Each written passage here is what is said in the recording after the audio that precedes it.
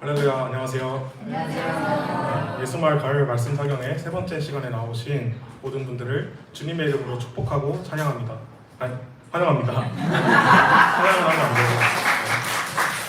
돼요. 이 시간 원래는 청년 모임 시간인데요. 함께 이 시간까지 자리를 지키시고 또 예배 자리로 나오신 여러분들을 함께 박수 치면서 찬양하는 자리로 함께 나아가도록 하겠습니다.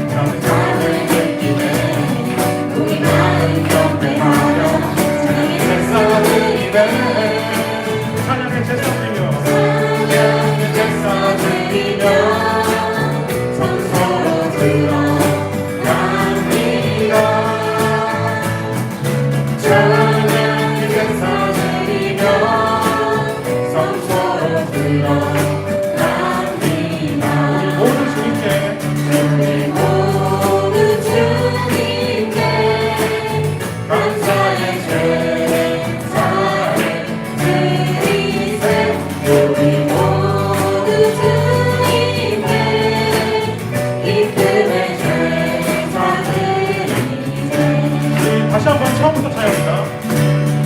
주의 이름 안에서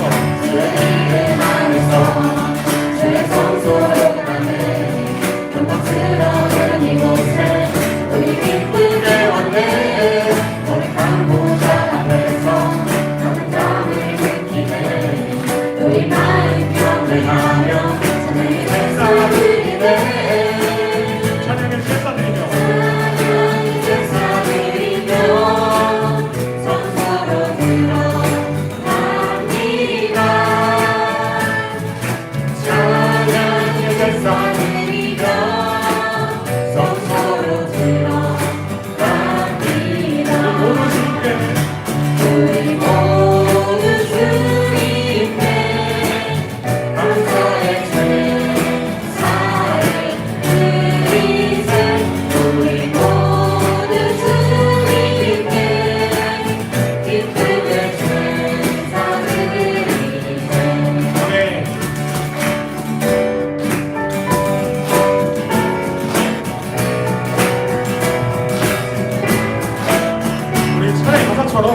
하나님 앞에 기쁨의 제사를 드리며 나아가면 좋겠습니다. 이절로 찬양합니다. 주의 말씀 주시고 주의 말씀 주시고 우리 감사드리네 주의 날개 힘을 비우네 우리 믿음 전하네 주의 길을 따르며 우리 주께 순종해 모든 상황 속에서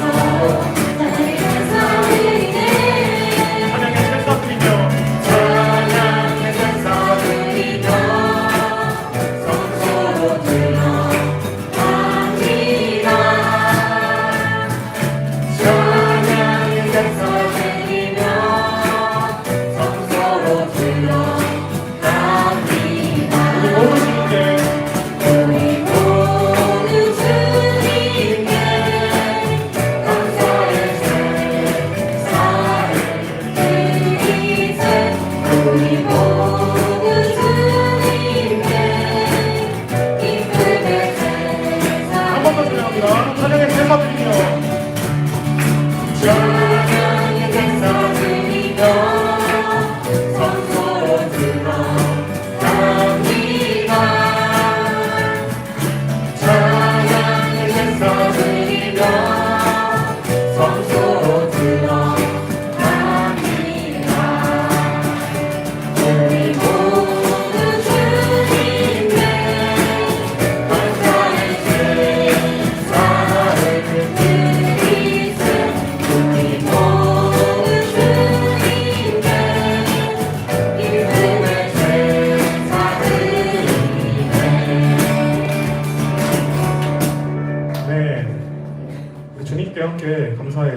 드리며 이제 나아가실 준비가 되셨다면 우리 다음으로는 우리 함께 주님의 전능하심을, 주님의 위대하심을 찬양하도록 하겠습니다.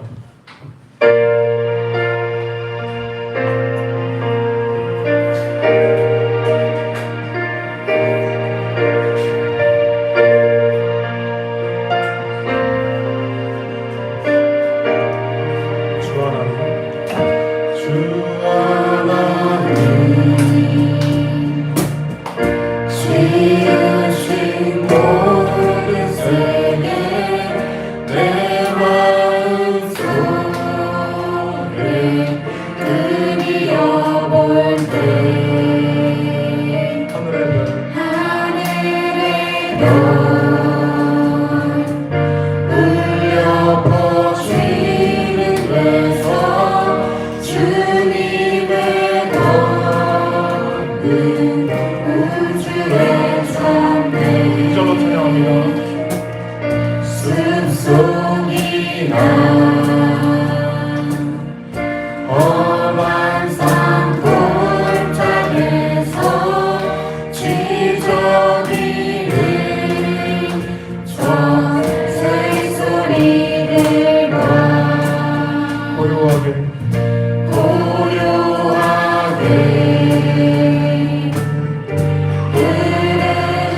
쉬는 물을 주님의 숲이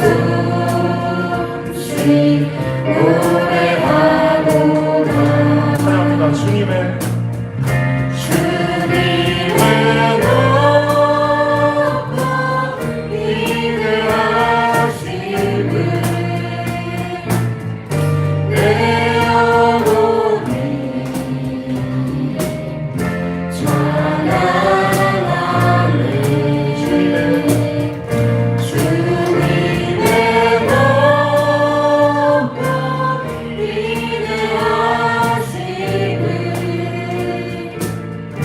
내 영혼이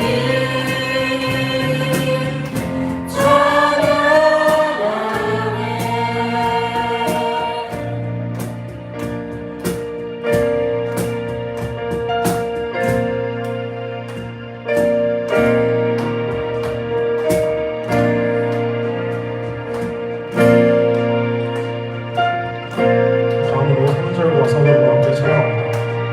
주 하나님 주 하나님 독생자 아낌없이 독생자 아낌없이 우리를 위해 보내주셨네. 십자가 십자가에 피 흘려 죽으신 주 내 모든 죄를 구속하셨네. 내 주 예수 내 주 예수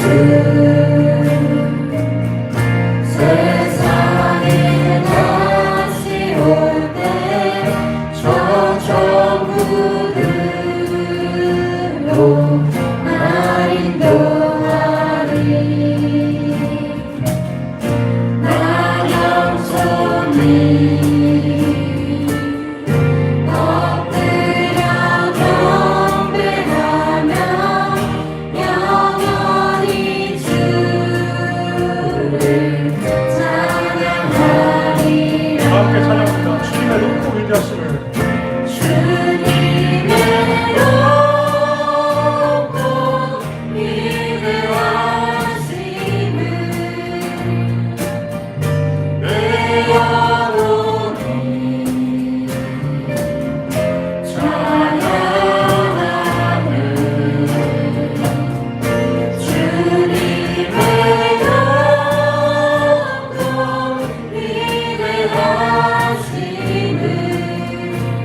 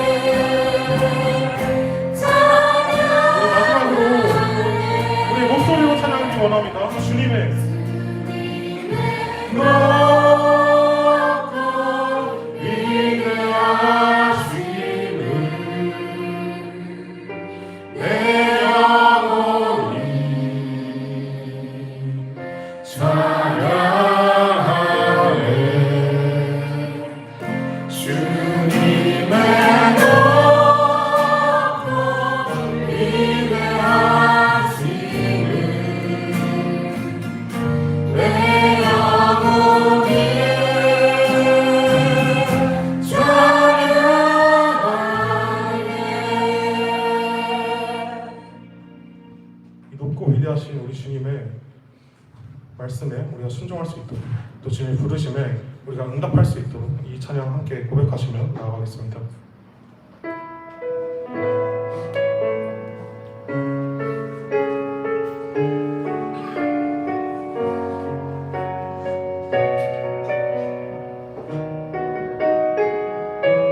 이 찬양을 통해 주님께서 주시는 그 마음을 묵상하시며 함께 고백하셨으면 좋겠습니다.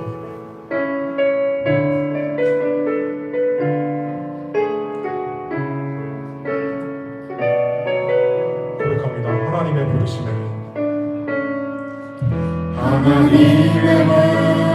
부르심에는 후회하심이 없네.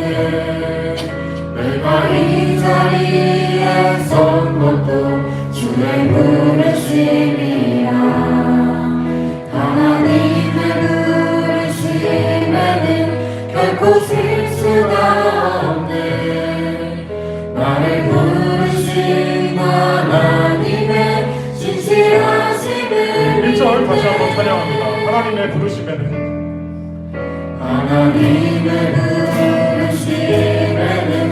후회하심이 없네. 내가 이 자리에 선 것도 주의 부르심이라.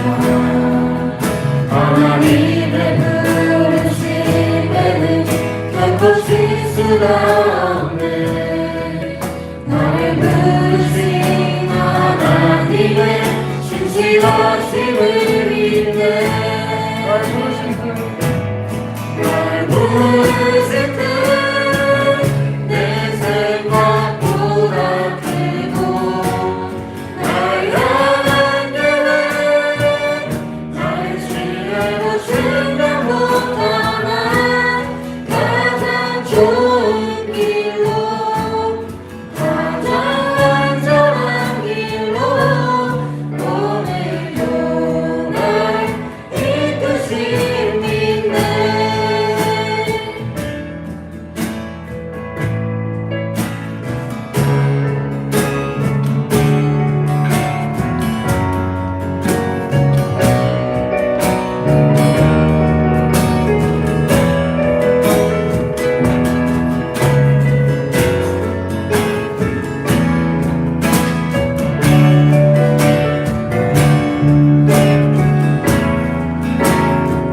처음부터 다시 고백합니다. 하나님의 부르심에는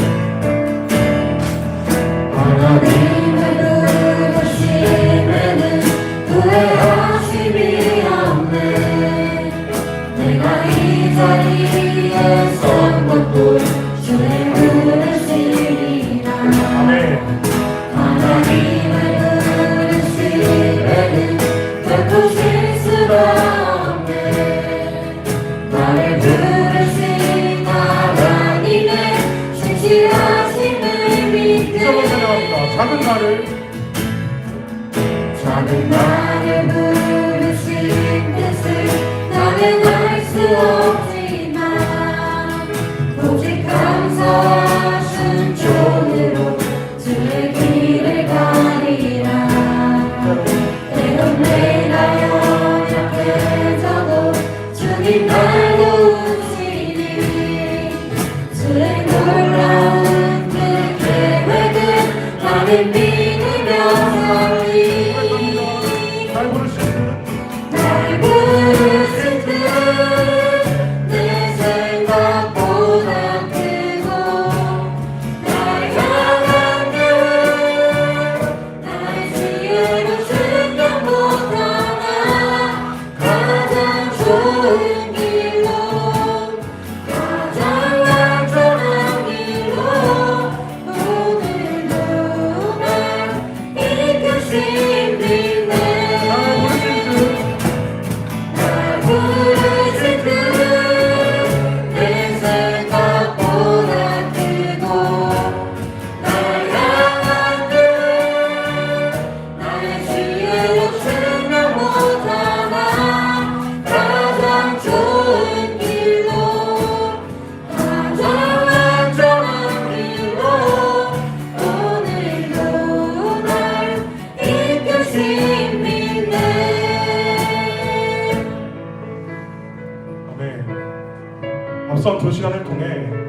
막장 죄인을 향한 하나님의 은혜와 우리같이 바른 것 같아 보이는 그런 죄인들을 향한 은혜를 모두 주시는 하나님의 사랑을 배우게 되었습니다. 그리고 주님께서는 그 아버지의 한없는 사랑을, 탕진하는 사랑을 우리에게 부어주시기 위해 우리를 이 자리로 부르셨습니다. 이 시간 우리가 그 사랑으로 말미암아 우리의 모든 죄악과 연약함을 돌이켜 회개를 지나 회심의 길을 걸어가는 우리가 되도록 함께 기도드리며 나가겠습니다. 기도합니다.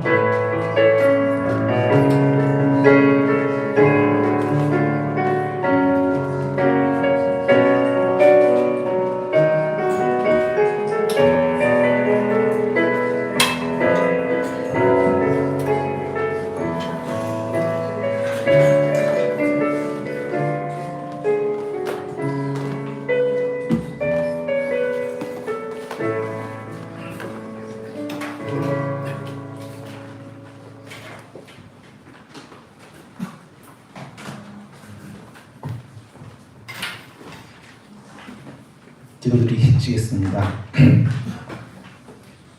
사랑하는 하나님 아버지, 이 시간 사경례로 모이게 해주시고 은혜에 응답하는 삶을 향하여라는 주제의 말씀을 통해 주심이 주시는 풍성한 은혜를 깨달아 알게 해주셔서 감사합니다. 하나님, 저희는 정말 많은 은혜를 받았습니다. 죄인된 저희를 주님의 자녀 삼아주셨고 우리가 하나님을 저버리고 떠났을 때에도 또 하나님의 뜻보다 자기 뜻대로 살고 있을 때에도 저희를 향한 주님의 사랑과 은혜가 끊긴 적이 없었음을 깨닫습니다.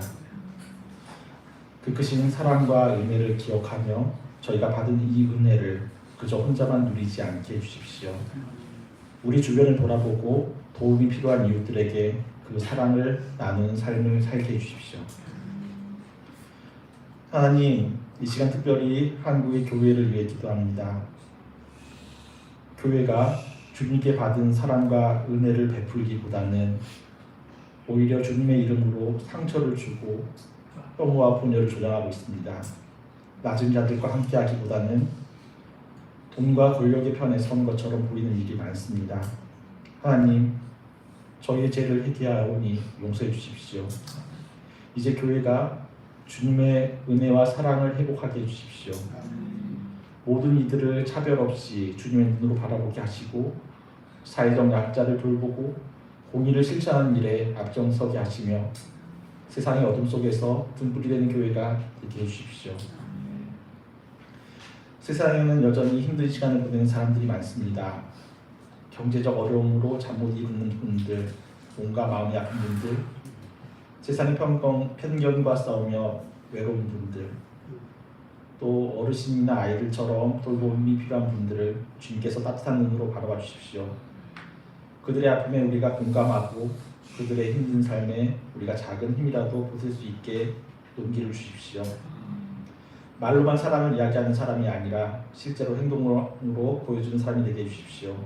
저희가 가진 재능, 물질, 시간을 아낌없이 나누고 세상의 잣대로 편단하지 않고 오직 주님의 마음으로 이웃을 섬기게 해주십시오. 우리의 삶이 우리가 받은 은혜에 대한 진정한 감사의 표현이 되어 세상 속에서 주님의 빛을 밝히게 해주십시오. 이 시간 말씀을 전하시는 목사님께 힘과 지혜를 더하여 주시고 오늘 전해진 말씀이 우리의 삶을 바꾸는 능력이 되게 해주십시오. 이 시간을 통해 우리가 은혜를 깊이 깨닫고 받은 사랑을 나누며 살아가겠다고 다짐하는 시간이 되기를 원합니다. 이 모든 기도 우리를 사랑하시는 예수님의 이름으로 부르짖습니다. 아멘.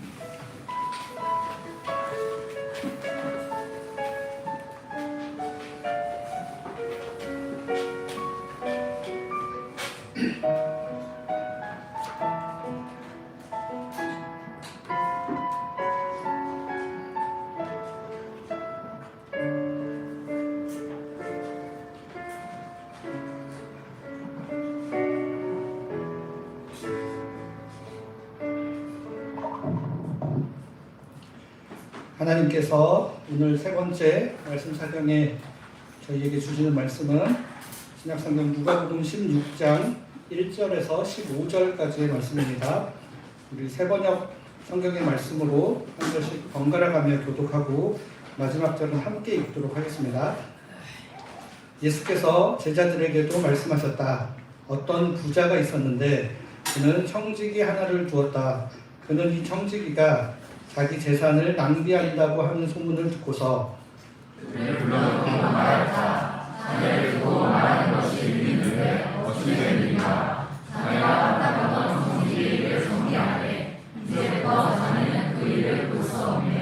그러자 그 청지기는 속으로 말하였다.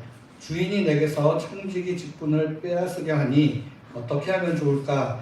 땅을 파자니 힘이 없고 빌어먹자니 낯이 부끄럽구나.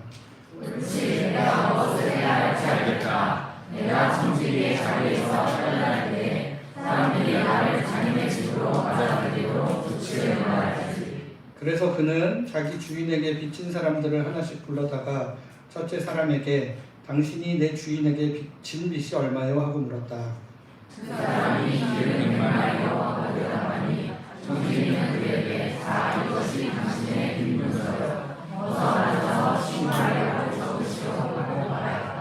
그리고 다른 사람에게 묻기를 당신의 빚은 얼마요? 하였다. 그 사람이 밀 100섬이요 하고 대답하니 청지기가 그에게 말하기를 자 이것이 당신의 빚문서요 받아서 80섬이라고 적으시오 하였다.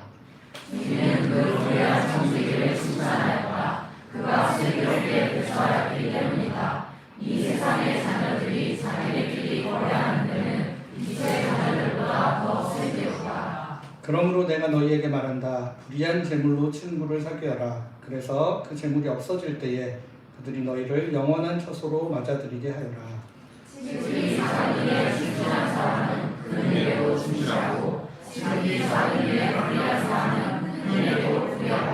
너희가 불의한 재물에 충실하지 못하였으면 누가 너희에게 참된 것을 맡기겠느냐?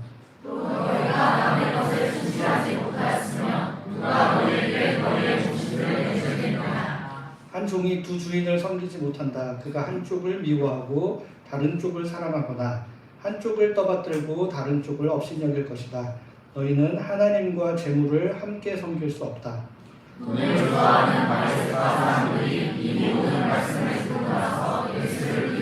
함께 읽겠습니다. 그래서 예수께서 그들에게 말씀하셨다. 너희는 사람들 앞에서 스스로 유혹하고 있는 자들이다. 그러나 하나님께서는 너희의 마음을 아신다. 사람들이 높이 평가하는 그러한 것은 하나님이 보시기에 혐오스러운 것이다. 네. 벌써 마지막 세 번째 시간입니다. 조금 아쉽기도 하지만 하나님께서 또 목사님을 통해 은혜 주실 것을 기대하며 말씀드리면 좋겠습니다. 오늘은 사회적 약자를 향한 은혜라는 제목으로 하나님 말씀 전해 주시겠습니다.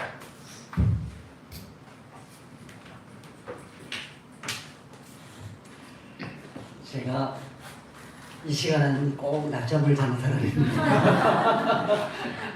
하루에 한 20분은 꼭 자야만 되는 그런 사람입니다. 근데 오늘은 졸립지가 않네요. 여러분들의 은혜 가운데 함께 있어서 그런 것 같습니다. 저도 여기 와서 사랑 많이 받고 또 대접받고 그래서 또 칭찬받고 기분이 참 좋습니다. 하나님께서 우리에게 베풀어 주시는 은혜에 대해서 이렇게 연이어서 생각해 보니까 저도 참 좋네요. 오늘 읽어드린 본문이 앞에 있는 이야기와 그렇게 잘 연결이 안 되는 것 같은 느낌이 듭니다. 두 아들의 이야기와 불의한 청지기가 서로 연관성이 없어 보이는 게 자연스러운 우리의 느낌입니다. 그러나 은혜라고 하는 주요 단어, 키워드를 중심으로 보면 잘 연결되는구나 하는 것을 우리가 깨달을 수가 있습니다. 은혜라는 것은 대상에 관계없이 그 사람이 어떤 조건을 갖고 있든 어떤 자격이 있든 없든 관계없이 그냥 선물로 주는 게 은혜잖아요. 그렇죠? 그냥 내가 주고 싶어서 주는 겁니다. 사랑하기 때문에 그냥 주는 거. 상대방이 그걸 받을 자격이 있느냐 없느냐는 걸 따지지 않는 겁니다. 그냥 주는 것, 그것이 은혜이죠. 그래서 그 사람이 받으면 자격이 되는 거고 난 싫어 하면 이제 그 사람 것이 되지 않는 것이죠. 그러니까 은혜는 주는 사람은 주는데 받는 사람이 안 받으면 그 사람에게 유효하지 않는 것. 이것이 이제 은혜라는 개념인데요. 근데 은혜가 이 막장 죄인을 향하고요. 그리고 또 반듯해 보이는 사람을 향합니다. 그들에게 풍성한 생명을 그냥 주시고 싶은 하나님의 마음이 표현되어 있는 것이죠. 그런데 오늘은 그 은혜를 누구한테 주고 싶어 하나 가만히 보면 빚진 사람, 빚을 져서 지금 생활이 굉장히 어려운 사람, 다시 자기 빚을 깎아준 사람을 자기 집으로 초대한다는 것은 무슨 의미냐면 이 사람이 빚 때문에 엄청나게 그동안 인생을 힘들게 살아왔다는 것입니다. 그러니까 자기의 빚이 줄어들도록 해준 사람은 은인인 거예요. 너무 고마운 거예요. 그러니까 이 사람은 하나님께서는 그렇게 빚에 짓눌려서 경제적인 무거운 짐 때문에 정말 인생을 포기하고 싶은 마음이 들 만큼 너무너무 힘겨운 사람들, 그런 사람을 향하여서 은혜가 가는 겁니다. 그러니까 그런 사람들은 제가 뭐라고 표현할까 하다가 그냥 사회적 약자다 이렇게 제가 표현을 했습니다. 다양한 언어로 표현할 수 있어요. 뭐 실패한 사람, 빚진 사람, 가난한 사람. 근데 저는 그냥 통틀어서 그냥 사회적 약자라고 하면 그 의미가 다 포함되겠다 싶어서 제가 그렇게 표현을 했습니다. 그러니까 우리는 보통 은혜 하면은 은혜는 영적인 세계와 관계되어 있다고 생각을 해요. 우리의 내면 세계, 우리의 품성, 혹은 우리가 죽어서 가는 저 세상에 대해서 은혜가 작동하는 영역이라고 생각할 때가 참 많습니다. 그러니까 은혜하면 우리가 괜히 막 경건해지려고 생각을 해요. 근데 은혜가 맞습니다. 그런 걸 다 포함을 합니다. 우리의 내면 세계, 우리 마음의 깊은 것, 성품, 우리의 인간관계, 그리고 죽어서 가는 세상, 이걸 은혜가 그 영역을 다 보듬습니다. 근데 거기서 은혜가 끝나는 게 아니라 은혜는 우리의 육체적인 삶, 우리 몸으로 하는 삶. 우리 오늘도 점심 맛있게 먹었잖아요. 여러분 교회 와서 점심 안 드시고 가시면 어때요? 교회 다음에 오고 싶어요? 안 오고 싶어요? 뭐 안 오진 않겠지만 왠지 서운할 겁니다. 교회 점심이 맛있어야 다음에 사람들이 또 옵니다. 제가 새마음교회 좋은 전략 중에 하나가 바로 점심을 기가 막히게 했습니다. 처음 온 사람들이 다른 건 모르겠는데 점심이 정말 좋았습니다. 간증하는 사람들이 많았습니다. 그만큼 우리 인간은 먹는 즐거움이 굉장히 큰 거예요. 그래서 예수님께서 기쁘시니까 세리와 죄인들은 먹었잖아요. 함께 먹는 시간을 가졌잖아요. 여러분 그건 이상한 게 아닙니다. 하나님께서 인간을 창조하실 때 흙을 재료로 삼았습니다. 여러분 흙이 가볍게 생각하면 안 돼요. 흙은 정말 우리의 어머니 같은 것입니다. 흙의 모든 영양분이 다 포함되어 있기 때문에 흙은 누구도 차별하지 않아요. 악한 사람이 심든 상한 사람이 심든 누구든지 거기다 심으면 그 흙은 변함없이 그 심은 것에 꽃을 피우게 하고 열매를 맺게 하고 이삭이 나게 하고 벼가 나고 정말 흙이라는 건 너무너무 우리에게 고마운 존재죠. 너무나 아름다운 존재입니다. 흙을 우습게 생각하지 마세요. 그 흙을 재료로 삼아서 우리의 몸을 만드셨어요. 그리고 우리 몸이 굉장히 중요한 존재예요. 흙이라는 게 굉장히 중요하듯이 몸이 굉장히 중요한 겁니다. 그래서 그 몸에다가 하나님의 기운을 불어넣어 준 거잖아요. 하나님의 영적 생명, 하나님의 마음, 이것을 우리 인간의 몸속에 불어넣어서 우리가 비로소 생명이라고 표현하는데 그 생명이 영적인 존재란 말이 아니고 네피시라는 말인데 존재라는 뜻이에요. person, 영어로 말하면 being, person 그런 뜻입니다. 그러니까 인격적인 존재가 됐다는 그런 말입니다. 그러니까 하나님 원래부터 존재 전체를 사랑하시지 우리 영혼만 사랑하지 않습니다. 우리의 몸을 사랑하셨기 때문에 여러분 인간을 창조하신 다음에 제일 먼저 사명을 주셨고요. 사명을 줬어요. 땅을 정복하고 다스려라. 생육하고 번성해라. 그리고 나서 먹거리를 주십니다.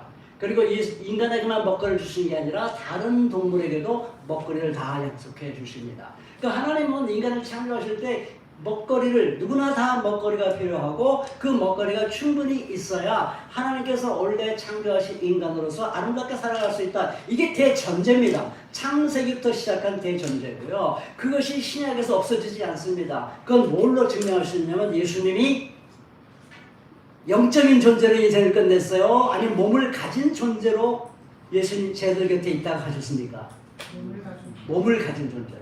그래서 자기가 몸을 갖고 있다는 것을 귀신인 줄 알았잖아요. 부활하다 예수님이 쑥 들어오니까 이 영인가 보다 했더니 내가 영이 아니야. 내가 너희들과 똑같은 몸을 갖고 있어 라는 걸 증명하기 위해서 뭘 가져오라고요?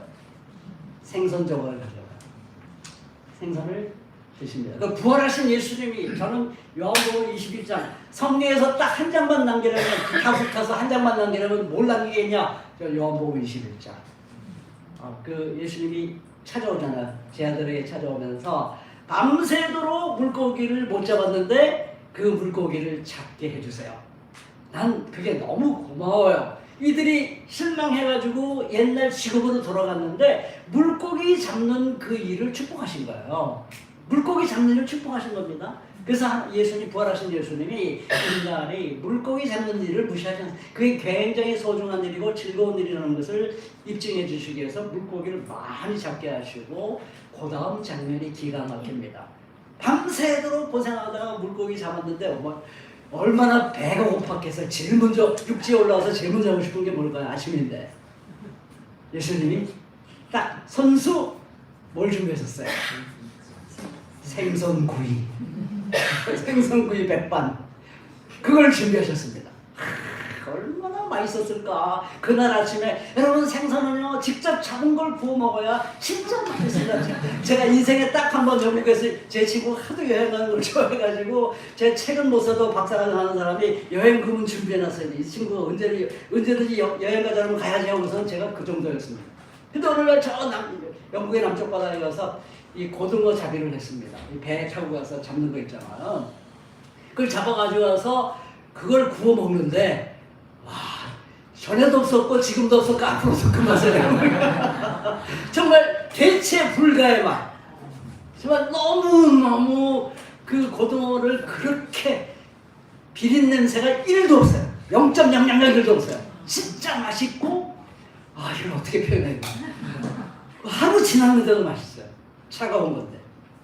그러니까 예수님이 그 제자들을 격려하는 차원에서 내가 부활했다라는 것을 증명하는 차원에서 그들과 함께 생선구이 백반을 같이 드셨어요.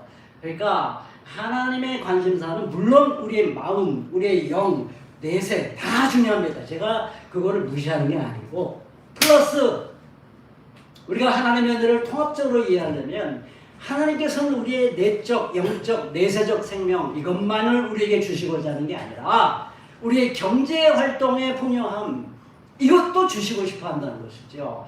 은혜는 그것도 포함된다 하는 것이 바로 오늘 말씀이 주는 핵심적인 진리입니다. 여러분 이거는 너무 간단해요. 이 진리는 너무 간단해요. 우리 유명한 말 있잖아요. 금강산도 뭐라고요? 금강산도 식후경이다. 배가 고프면 그 아름다운 금강산의 아름다움을 제대로 감상을 할 수 있다는 거 없다는 거예요. 할 수 없죠. 하나님께서 제 아무리 아름다운 세계와 만물을 그 아름다운 숲과 그 아름다운 호수와 강과 그 아름다운 꽃과 아름다운 나무들을 제 아무리 많이 늘어놓아도 우리 인간이 배가 고프면 하나님이 만드신 그 아름다운 자연세계를 만끽할 수가 없어요. 그러니까 하나님이 자기가 창조한 세계를 인간이 누리게 하려면 어떻게 뭐부터 해야 돼요? 인간의 배부터 채워주시는 겁니다. 그래야 하나님이 창조하신 세계를 인간이 마음껏 누리며 즐기며 노래를 부르고 그림을 그리고 작곡을 하고 다 자연세계를 보면서 그린 게 얼마나 많아요. 그거 다 우리가 먹고 살아야 되는 겁니다. 먹고 살아야 그게 다 가능한 거예요. 그 아름다운 미적 감각이 다 우리 먹음을 통해서 표현이 되는 겁니다. 될 수가 있어요. 그래야만. 그래서 오늘 이 은혜는 제가 사회적 약자를 향한 은혜라는 것이 정말 중요하다. 그러니까 균형을 좀 잘 잡았으면 좋겠어요. 너무 작은 아들, 너무 큰 아들, 또 너무 사회적 약자 이렇게 한쪽에만 치우치지 말고 그래서 제가 연이어서 공부하는 게 참 저도 이번에 새로운 경험을 합니다. 이 세 가지를 잘 균형을 잡아서 하나님의 은혜를 생각하면 우리는 정말 건강한 하나님의 은혜를 아는 사람, 건강하게 그 은혜에 따라서 반응하고 응답하는 사람이 될 수 있어요. 그러니까 주님의 은혜를 만난 사람은 막장주의도 사랑하고 반듯해 보이는 사람도 사랑하고 그리고 사회적 약자도 무시하지 않고 그들이 정말 풍성한 경제생활을 할 수 있도록 내가 개인적으로 어떻게 돕고 이제 본문에서 나오겠지만 세상을 어떻게 바꿔야 될까 하는 관심을 동시에 가져야 그 세 가지가 조화가 돼야 우리는 비로소 하나님 나라의 은혜를 제대로 깨달았다. 하나님 나라 은혜의 통전성이랄까요? 좀 어려운 단어로 표현하면 통전성 혹은 총체성, 종합성 이것을 우리가 잘 알고 있다 이렇게 말할 수가 있겠습니다. 그래서 오늘은 사회적 약자를 우리 주님께서 얼마만큼 사랑하시고 그들에게 은혜를 주고 싶어하는가 오늘 얘기를 통해서 좀 깊이 깨달아 알았으면 참 좋겠습니다. 자, 우리 비유에 대해서 이 비유를 제가 정확히 시간을 보려고요. 제가 몇 시에 시작했는데 깜빡해가지고 알겠습니다. 이번엔 시간을 안 넘기도록 죽으라고 노력하겠습니다. 이 비유를 그냥 읽으면서 직감적으로 느끼는 얘기를 일단 먼저 해보려고 해요. 그냥 자연스럽게 읽으면서 딱 드는 느낌이 있어요. 그걸 한번 생각해 봅시다. 어떤 느낌이 드는가. 주요 등장인물 부자와 그의 재산을 관리하는 청지기고 그리고 빚을 진 사람입니다. 그에게 빚진 사람, 이 세 그룹이 이 이야기의 등장인물인데요. 그 부자는 아마도 주석을 찾아보면 아마도 이 부자라는 데 있으니 이 사람이 어떤 사람인지 궁금하잖아요. 그러니까 주석을 찾아보면 대체로 이렇게 얘기합니다.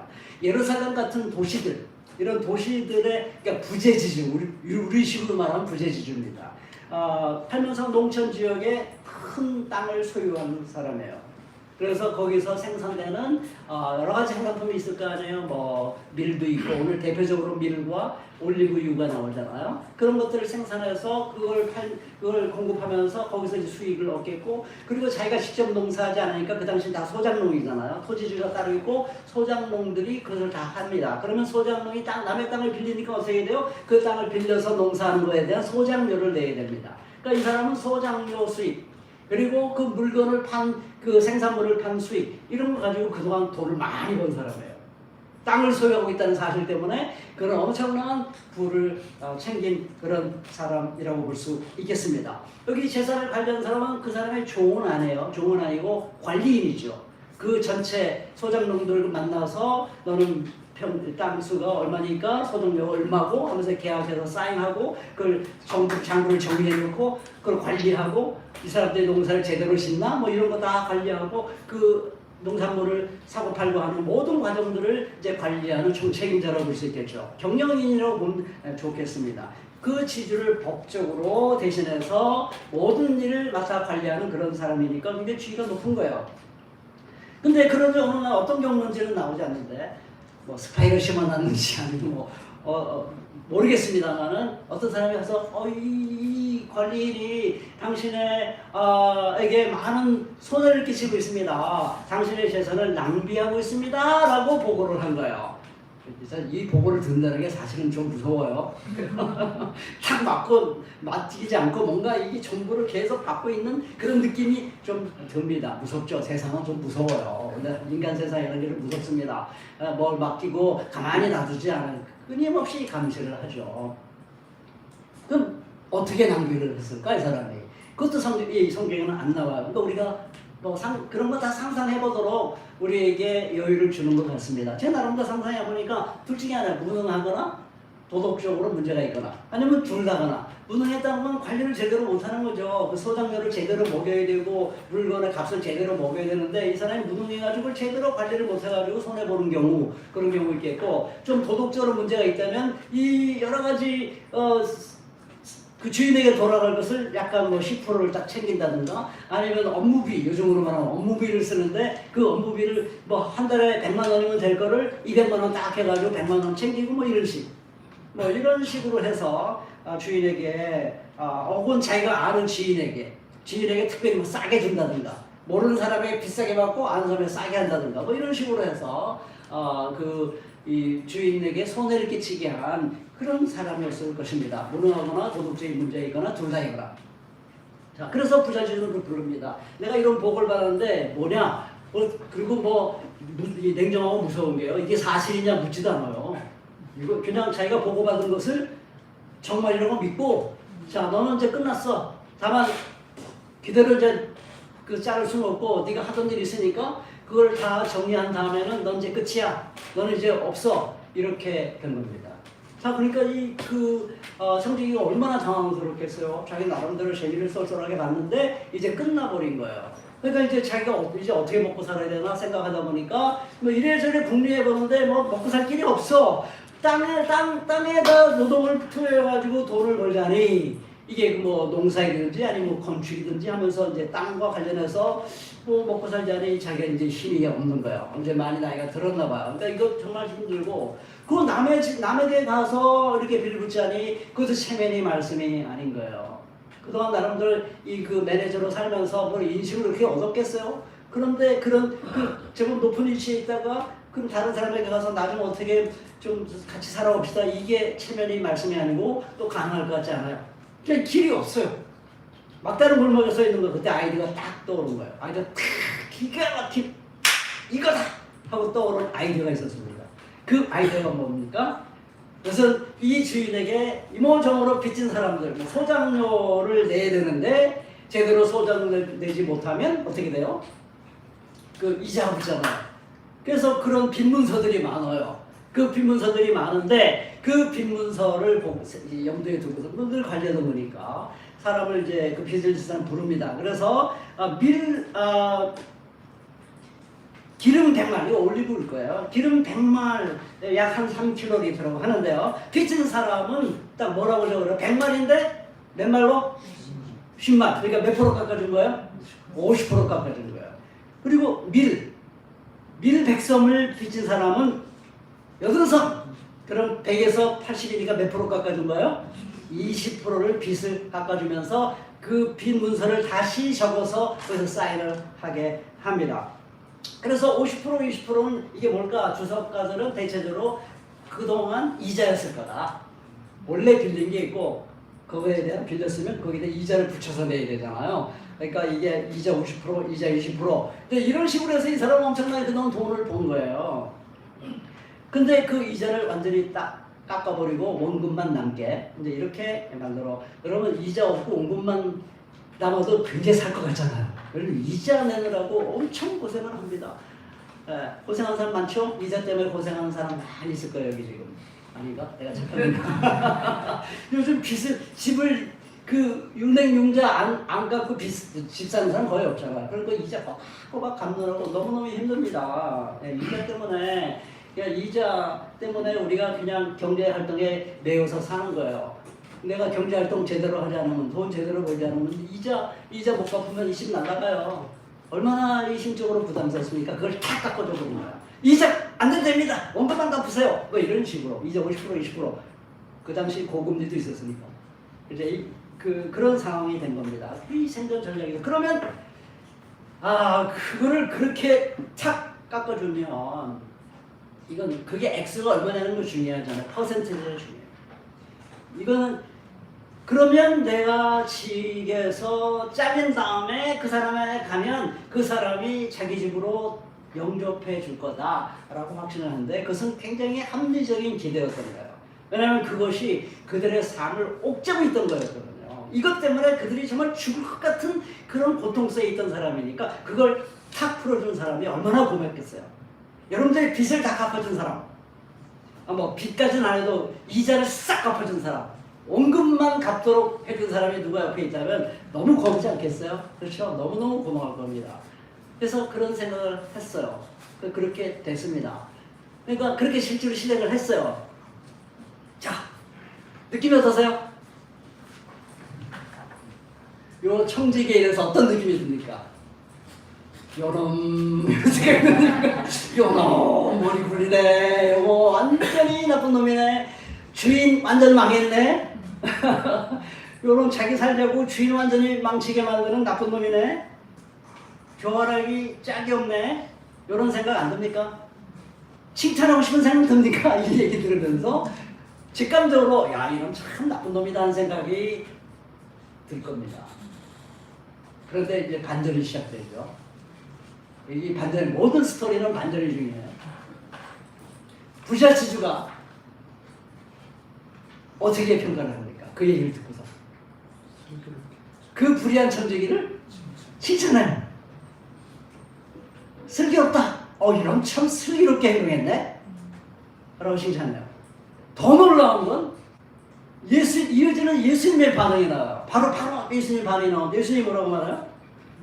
이 세상의 자녀들이 자기네끼리 거래하는 데는 빛의 자녀들보다 더 슬기롭다. 와, 좀 이상하지 않아요?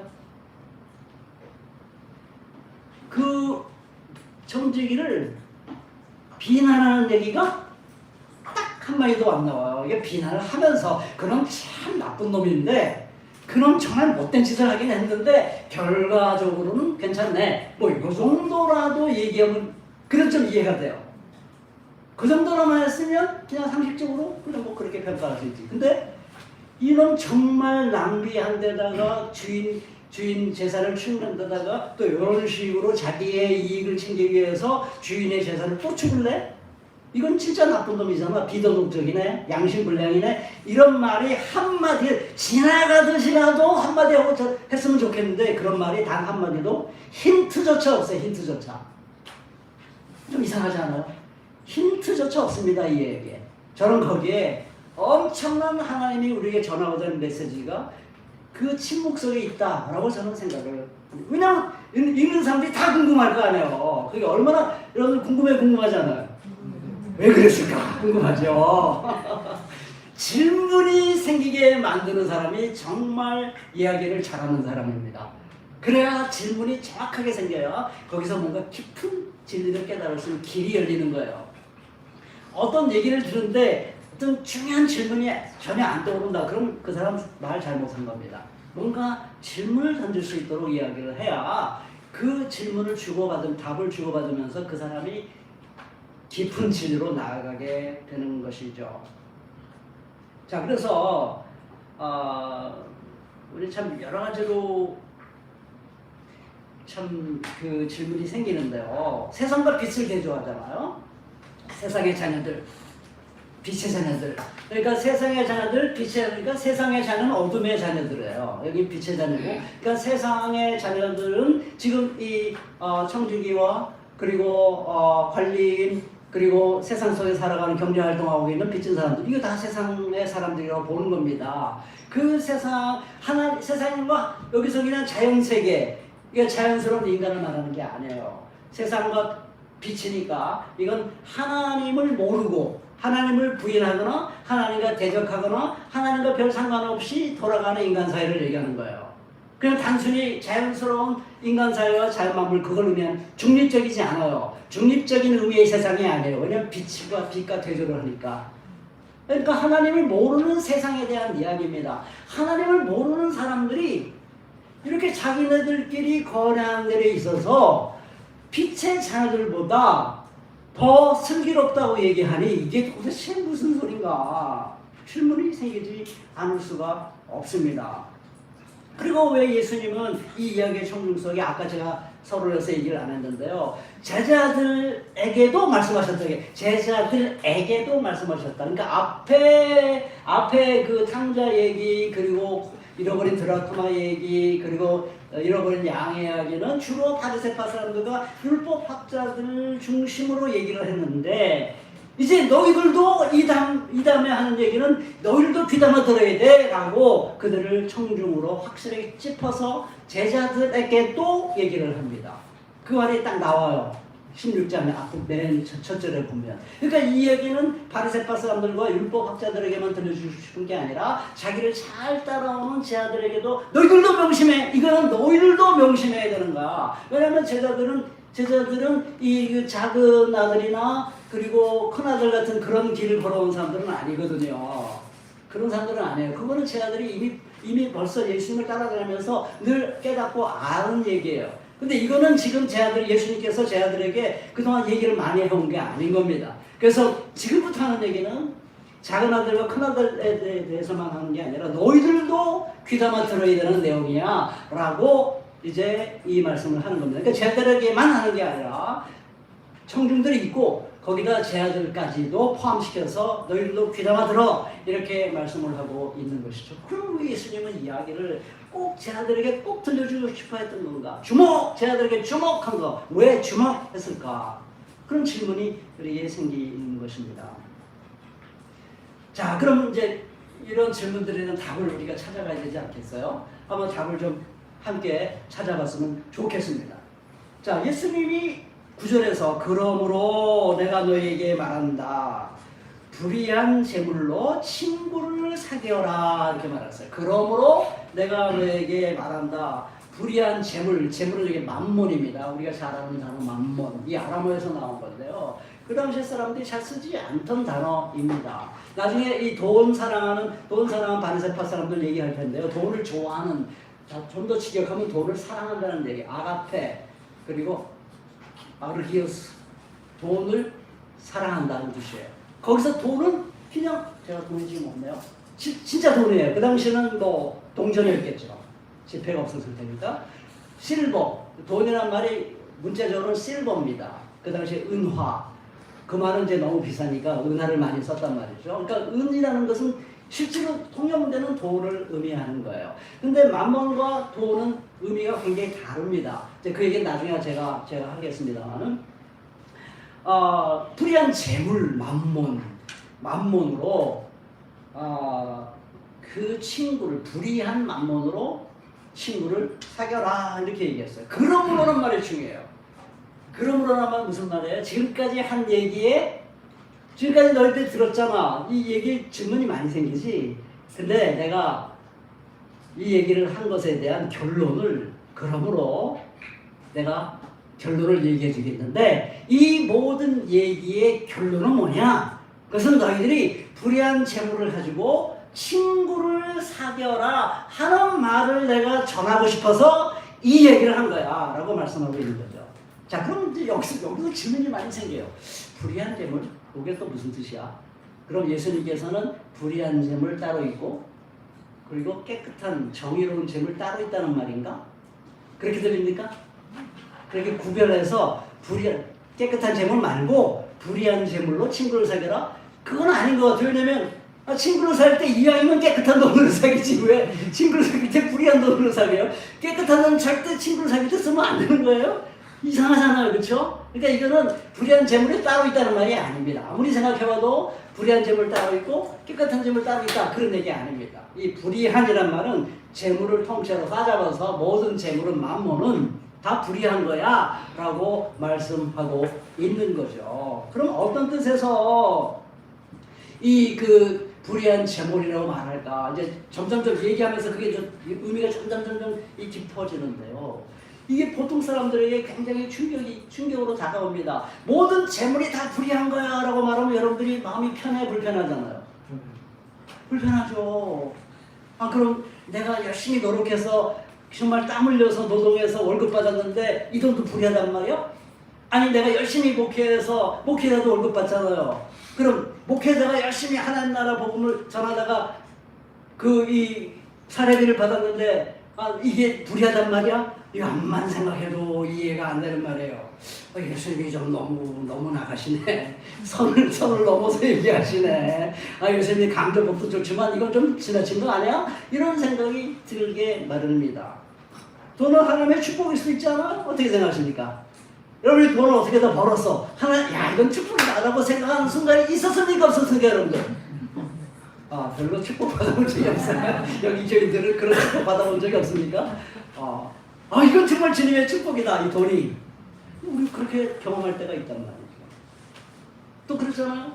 돈은 쓰기 나름이다. 돈은 돈일 뿐이다. 아주 유명한 말이잖아요. 돈은 돈일 뿐이야. 돈이 뭐 깨끗한 것도 아니고 불의한 것도 아니고 그냥 돈은 돈이야. 쓰기 나름이다. 잘 쓰면 좋은 거고 나쁘게 쓰면 나쁜 거지. 돈은 돈일 뿐이다. 그런 얘기 더 많이 들어보지 않으셨어요? 또 그렇게 돈은 뭐처럼 벌고 뭐처럼 쓰라고요? 돈은 짐승같이 짐처럼 벌고 뭐처럼 쓰라고요? 정승처럼 써라. 그러면 돈에 대해서 우리 도 같은 거다. 이렇게 생각. 그러니까 그런 말들이 우리가 익숙한데 왜 예수님은 모든 재물을 그냥 싸잡아가지고 통째로 불의하다 그러나? 이거 좀 이상하지 않습니까? 이거는 우리에게 깊이 생각해보라는 거예요. 이 세상에서 돌아다니는 우리 경제활동 속, 이 세상의 자녀들이에요, 그렇죠? 이 세상 속에서 벌어지는 경제활동을 통해서 축적되고 있는, 어딘가 축적되고 있고 분배되고 있잖아요. 그 재물의 성격이 뭔가, 그 재물은 도대체 뭐냐, 깊이 생각해보라는 거예요. 그게 성경이 우리에게 요청하는 하나의 중요한 질문입니다. 우리가 너무 평소에 그 재물에 대해서 생각을 하지 뭐 아까처럼 그렇게 너무 단편적으로 생각할 때가 많은데 아니야. 그거 아니야. 다시 생각해봐 라고 우리에게 보존을 하고 있는 겁니다. 일단 자, 얘기를 먼저 할게요. 단어적으로 왜 만몬과 돈을 구분했을까? 바리바 사람들은 그냥 돈을 좋아했어요. 돈은 그냥 돌아다니는 5만 원짜리, 요즘 말하면 5만 원짜리 지폐고요. 은행의 계좌예요. 그냥 그걸 좋아했어요. 그냥 우리가 실제로 사용할 수 있는 구체적인 교환 수단으로서의 돈이에요. 돈이 있으면 물건을 살 수 있잖아요. 지불 수단. 돈을 누구에게 뭐에 대한 대가, 뭐 그것이 무슨 대가든지 간에 서비스든 뭐 친구 관계든 우정을 나에게 줬든 뭐든지 간에 그거에 대한 내 고마움을 표현하는 지불 수단으로 돈, 그리고 저장 수단. 그냥 우리가 저장해 놓을 수 있잖아요. 저장 수단, 교환 수단, 지불 수단. 굉장히 중립적이에요.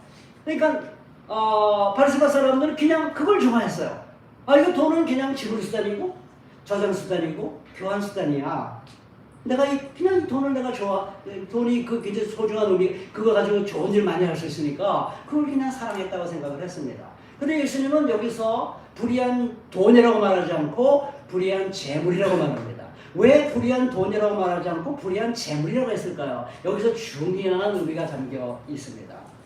그러니까 그 단순히 그냥 눈에 보이는 혹은 은행에 숫자로 표현되어 있는 그 돈이 아닌 거예요.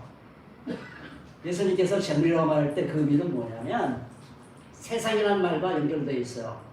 하나님과 무관한 혹은 하나님을 대적하는 그리고 하나님의 법과는 상관없이 인간들이 모여서 자기들끼리 막 경제 활동을 해서 그 시스템 속에서 생산되고 축적된 부, 그것을 재물이라고 표현한 겁니다.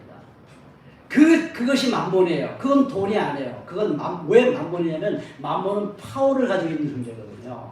돈은 그냥 우리가 사용하는 수단이 그 돈 자체가 나에게 돈 자체가 나에게 힘을 갖고 있지는 않아요.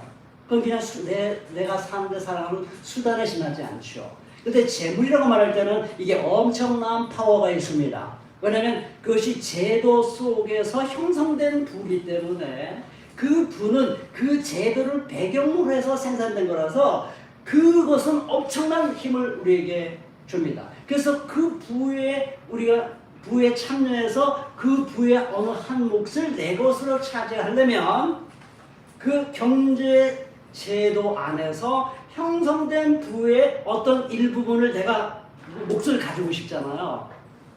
몫을 가지고 싶잖아요. 그러면 여러분들이 어떻게 하셔야 돼요? 돈을 사랑한다고 그 문제 해결되지 않습니다. 그것이 내 주머니에 들어오게 하려면 어떻게 해야 됩니까? 그 만몬이 축적되게 만드는 제도가 있잖아요. 그렇죠? 여기 거래를 하고 뭐 계약을 하고 이 빚문서도 그런 제도 중에 하나예요. 빚을 졌으면 문서를 쓰고 내가 언제까지 얼마의 이자에 갚겠습니다. 이게 다 제도예요. 그렇죠? 부재 지주, 소자 이거 다 제도예요. 경제 제도입니다. 그런 제도 속에서 부가 축적된 거예요. 그거는 엄청난 파워를 갖고 있는 거예요. 지주는 그래서 엄청난 파워를 갖고 있어요. 그렇죠? 그래서 그런 제도 속에서 내가 그 사회가 생산하는 부의 일부분을 내가 최대한 많이 가지고 싶으면 그 제도를 철저히 따라야 됩니다. 그 제도를 거슬러 올라가면서 돈 벌 수 없어요. 우리 사업을 시작하신 분 실감할 겁니다. 그 사업에 성공하려면 그 우리나라 사회 현실 속에서 그 사업에 성공하려면 내가 반드시 따라가야 되는 어떤 룰이 있어요. 그걸 거부하고 넘어간다.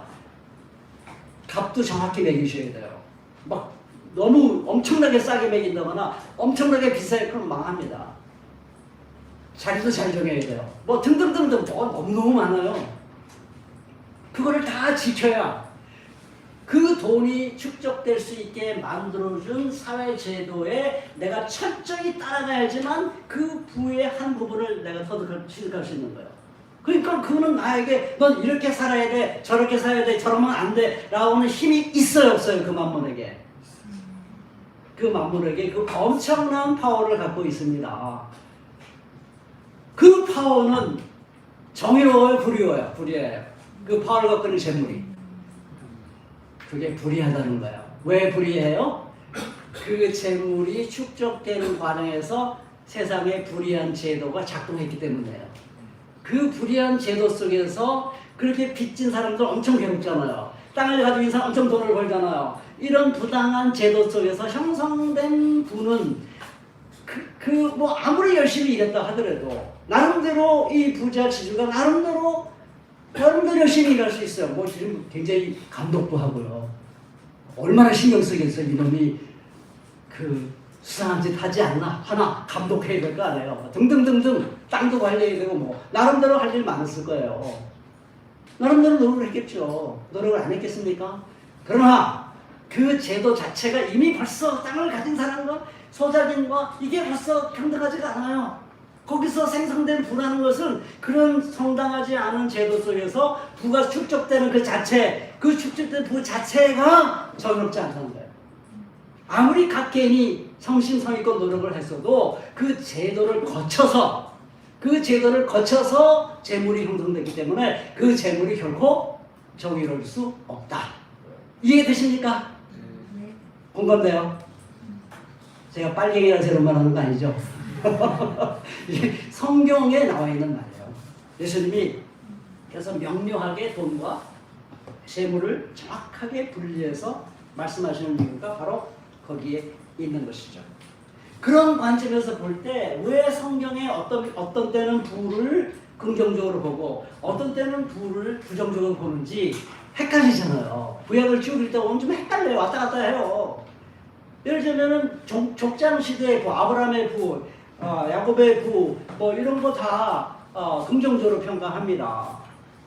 심지어는 솔로몬의 부까지도 제법 긍정적으로 평가를 해요. 근데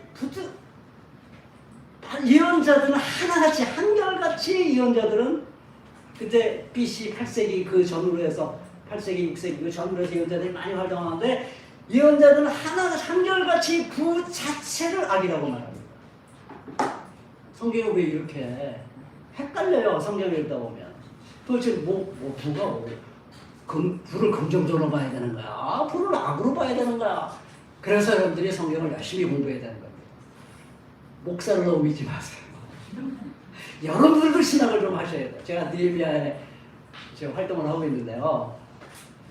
원래 정신이 뭐냐면 성도들도 좀 신학을 공부하자 이거였어요. 모든 성도들이 다 신학을 좀 해야 된다. 물론 제가 목사를 믿지 말란 말이 그냥 맨날 의심에 놓쳐 이런 말이 아니라 너무 의존적이진 말라는 것이죠. 귀하게 여기고 잘 배우지만 여러분들 스스로도 나름대로 공부를 좀 하셔야 돼요. 이런 거 궁금하면 목사님에게 물어도 되지만 요즘은 챗GPT가 있어요. 물어보시면 딱 나옵니다. 왜 이 재물이라고 썼는데 이 바리새파는 돈이라고 했을까요? 물어보세요. 그럼 답이 쫙 나옵니다. 저도 한번 찾아봤어요. 제가 설교에 도움도 많이 받았습니다. 그러니까 물론 챗GPT를 쓸 때부터 조심하셔야 돼요. 좀 아셔야 돼요. 요놈이 가끔 거짓말하거든. 그러니까 거짓말할 때 나한테 아부도 해요. 그러니까 그걸 딱 가려내면서 쓰셔야 됩니다. 아주 기가 막히게 해요. 제가 한참 신학적인 얘기를 했더니 뭐라고 하냐면 오늘 내가 당신이랑 얘기하면서 짤막한 예배를 드린 것 같습니다. 제가 소름이 끼쳤어요. 이놈이랑 대화하면서 소름이 끼쳤어요. 예배를 드린 것 같아 나랑? 와 이건 정말 무서운 놈이다 하는 생각이 제가 들어요. 그러니까 조심하세요. 거기 너무 빠지지 마세요. 그러나 잘 끌려가시면 됩니다. 그럼 궁금하시면 당장 책 읽기 힘들고 당장 목사님 얘기해 주시면 하다못해 챗GPT라도 연구해보고 그리고 하나에 좀 마음에 안 들면 여러 가지 있어요. 제미나이도 있고 챗GPT도 있고 클로드도 있고 또 딥시크도 있어요. 딥시크가 아주 좋아요. 중국 거 무료입니다. 딥시크가 대단하더라고요. 여기 이렇게 더블 체크를 해보시면 정말 이게 객관적으로 다 똑같으면 이게 진짜예요. 근데 어떨 때 다르게 나올 때가 있거든요. 그럴 때 자기가 조심해야죠. 아무튼 제가 드리고 싶은 말씀은 자 그걸 어떻게 이해되는 거냐. 이렇게 생각하시면 돼요. 아브라함, 이삭, 야곱 이때는요. 고대 사회입니다. 고대. 원시 경제 공동체 정도로 생각하면 돼요. 누구랑 뭐 네가 죽으면 내가 살고 뭐 이런 게 아니에요. 제로섬 게임이라고 말하죠. 내가 돈을 벌면 넌 가난해지고 이런 상태가 아니라 자기 지역에서 열심히 농사 짓고 다들 자기 집에서 열심히 농사 짓고 뭐 사냥하고 그러니까 이게 무슨 경쟁이 없어요. 자기 부족이 힘을 합쳐서 경제 활동을 하면 뭐 네가 죽고 내가 살자 뭐 이런 거 없어요. 그냥 각자 다 인구도 많지 않고 흩어진 광야는 넓고 할 일은 많은 거예요. 그냥 각자가 다 공동체가 다 힘을 합해가지고 나가서 이 그 사냥을 한다든가 농사를 져가지고 그게 생산물이 나오면 또 나눠 먹고 옛날 원시 공동체는 나눠 먹었어요. 가난한 사람, 힘없는 사람 나가 일 못하잖아요. 그래도 너는 우리 공동체니까 같이 먹고 살자 이랬단 말이죠. 그래서 알트루이즘, 그것을 많은 철학자들은 남을 위하는 마음, 뭔가 베풀고 싶은 마음, 그것이 원시 공동체에서부터 계속 내려온 하나의 인스팅트, 인간의 본능이다. 이제 이렇게까지 아주 자본주의 세계를 정당화하는데 앞장섰던 프리드리히 폰 하이에크라는 사람이 노벨 경제학상 한 사람이에요. 그 사람이 인간에게는 그런 인스팅트가 있는데 그게 언제부터 내려온 거냐? 고대 원시 공산사에서부터 시작해서 내려온 거다. 그게 아주 굉장히 끈질기게 우리 인간의 본능성이 남아있는데 자본주의 사회에서는 그거 버려라. 그래가지고는 경제활동 못한다. 경제활동할 때는 눈 똑바로 뜨고 눈 똑바로 뜨고 합리적으로 최소의 노력으로 최대 이익을 얻는데 너의 전부를 던져라. 그거 안 하면 너는 아직도 저 원시 공동체의 이 본능에 갇혀가지고 이 합리적인 경제활동을 네가 못하는 거야. 정신 차려. 그게 하이에크가 한 말입니다. 굉장히 어려운 책을 썼는데 제가 요점만 하면 그거예요. 어쨌든 그 연대의식, 가난한 사람과 함께 더불어 살고 싶은 마음, 대동사의 본능 이런 거는 그 당시에는 그렇게 막 경쟁사회가 아니었고 무슨 제도가 있었던 것도 아니에요. 그냥 함께 노력을 해서 함께 벌어가지고 함께 나눠 먹는 세상이에요. 그럼 거기서 형성된 부는 불의할 수가 없어요. 그 부는 불의하지 않아요. 그래서 이 고대 사회의 부를 하나님께서 부정적으로 언급하는 얘기가 나오지 않습니다.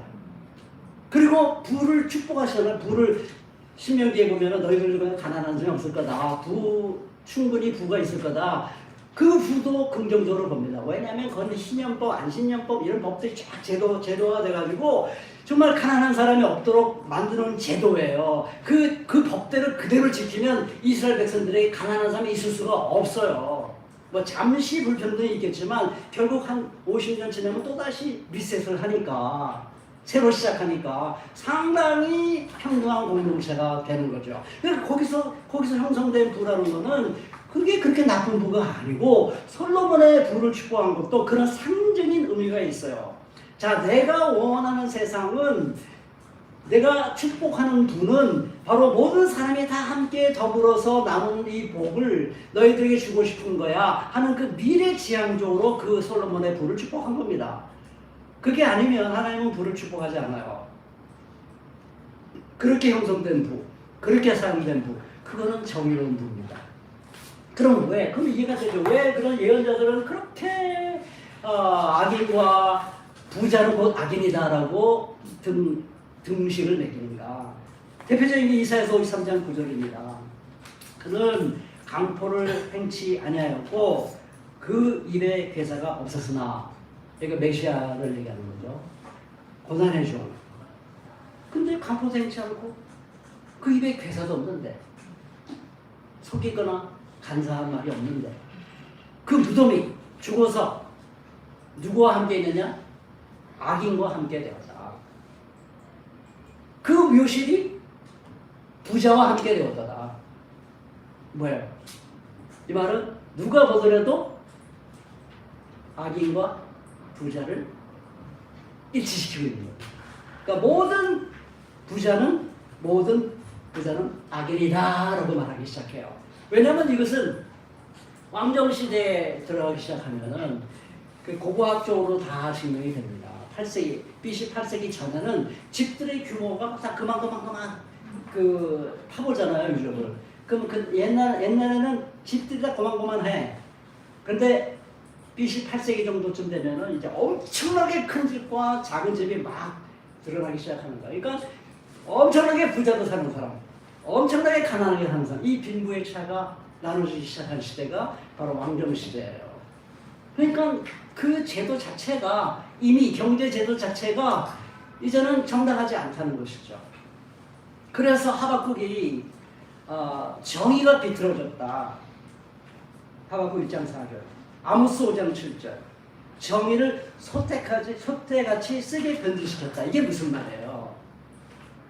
정의, 이건 하나의 경제 활동의 기준이 되는 모든 제도, 법과 질서, 그 정의로워야 되잖아요, 그렇죠?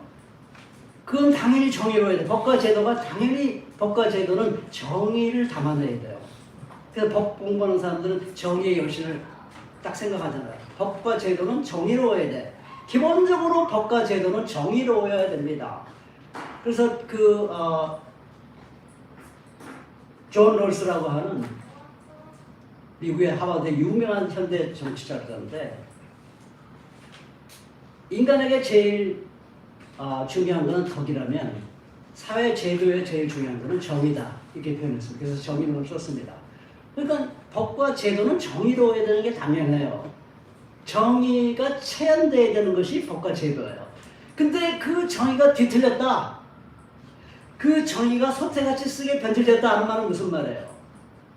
현행법으로 당연히 정의를 표현해야 되는 현행법이 사실 원래 정의를 뒤틀었다는 거죠. 그 정의가 사람들에게 달콤해야 되는데, 사실 지주가 빈 문서를 만들어서 그렇게 소작농과 계약을 맺고, 이게 다 관행이 법과 제도예요. 근데 그것이 50%의 이자를 내야 되고 20%의 이자를 내는 것이 정당화됐단 말이죠. 관행이에요. 그건 딱 질서가 잡혀 있는 거예요. 그러면 그런 정의가, 그런 법과 제도가, 그것을 당연시 여기는 법과 제도가 빚진 사람에게 달달할까요? 쓸까요? 아우, 나는 빚을 져서 참 좋아. 아우, 내가 20%를 내니까 기분이 좋네. 이런 사람 있어요? 근데 당연히 내야 돼. 안 내면 감옥 가. 그러면 이 정의가 그 사람에겐 쓰디쓴 소태 같은 맛이, 그런 뜻이에요. 그러니까 그런 제도 속에서 형성된 부라는 것은 절대로 정의로울 수가 없는 거예요. 개인의 노력과는 관계없어요. 개인의 도덕성과 관계없어요. 그래서 아모스나 모든 선지자들이 특정 부자를 불러서 너 나쁜 놈이 나와봐, 너 정말 못된 부자네, 이런 적이 단 한 번도 없어요. 어떤 특정 부자를 놓고 비난하는 게 한마디도 없습니다. 그냥 전체 부자를 통틀어서 부자들아 너희들은 악인이야 라고 말합니다. 그러면 소위 깨끗한 부자라는 사람은 되게 속상하게, 나는 나름대로 노력했는데, 나는 나름대로 성실하게 살았고 나름대로 구제도 했는데 왜 나까지 싸잡아서 악인이라고 그래? 이건 불공평해 라고 충분히 말할 수 있죠. 이해는 됩니다. 돈을 못 벌어서 잘 모르겠습니다. 나는 그 심정을 알 것 같기도 해요. 제가 부자 친구도 있으니까. 저는 부자가 아니어도 충분히 이해돼요. 근데 이해는 되지만 옳은 건 아니에요. 왜냐면 자기가 노력한 거는, 자기가 부를 터득하는 데 있어서 그 노력은 아무것도 아니에요. 정말 약간의 노력이 들어간 거고요. 그 제도가 받쳐주지 않으면 그런 돈을 벌 수가 없어요. 우리 뭐 삼성, 뭐 테슬라, 뭐 등등등등 갑부들 많은데, 그 사람들이, 그래서 워런 버핏인가 이 사람이 많이 그 구제 활동 이런 거 많이 하잖아요. 자기가 이 미국에서 돈을 많이 번 것은 이런 식으로 투자를 해서 돈을 벌게 하는 제도를 세워놨기 때문에, 내가 여기서 엄청나게 돈을 벌었으니 이거는 내 노력과는 관계없고 이건 다 사회로 환원돼야 되는 겁니다. 이 정도 되면 정말 깨어있는 부자예요. 그게 정확한 진단입니다. 그런 제도가 미국에 없어봐. 투자를 정당화 합법화해주는 그런 제도가 없어봐요. 그 사람이 제 아무리 노력해 돈 벌겠어요? 못 벌죠. 그러니까 노력을 한다 해도 사실은 제도가 엄청나게 더 큰 힘을 하는 겁니다. 이거는 신약에도 그대로 이어져요. 신약에서 정말 이해 안 되는 얘기들이 많이 나옵니다. 여러분들 쉽게 이해했는지 모르겠지만, 마리아 창가 뜬금없이 노래를 불러요. 자기가 메시아를 탄생하게 됐다는데 뜬금없이 하나님께서 권세 있는 자는 내를 치시고 힘없는 자를 높이시고 배부른 자는 공수로 보내시고 가난한 사람은 배불리 하시고, 이것은 다 아브라함에게 해주신 약속을 우리에게 지키시는 겁니다. 이게 무슨 뜬금없는 노래입니까? 이해되세요? 이해되십니까 그게? 이게 안 되잖아요. 도대체 뭔 소리를 하고 있는 거야? 이게 뭐지?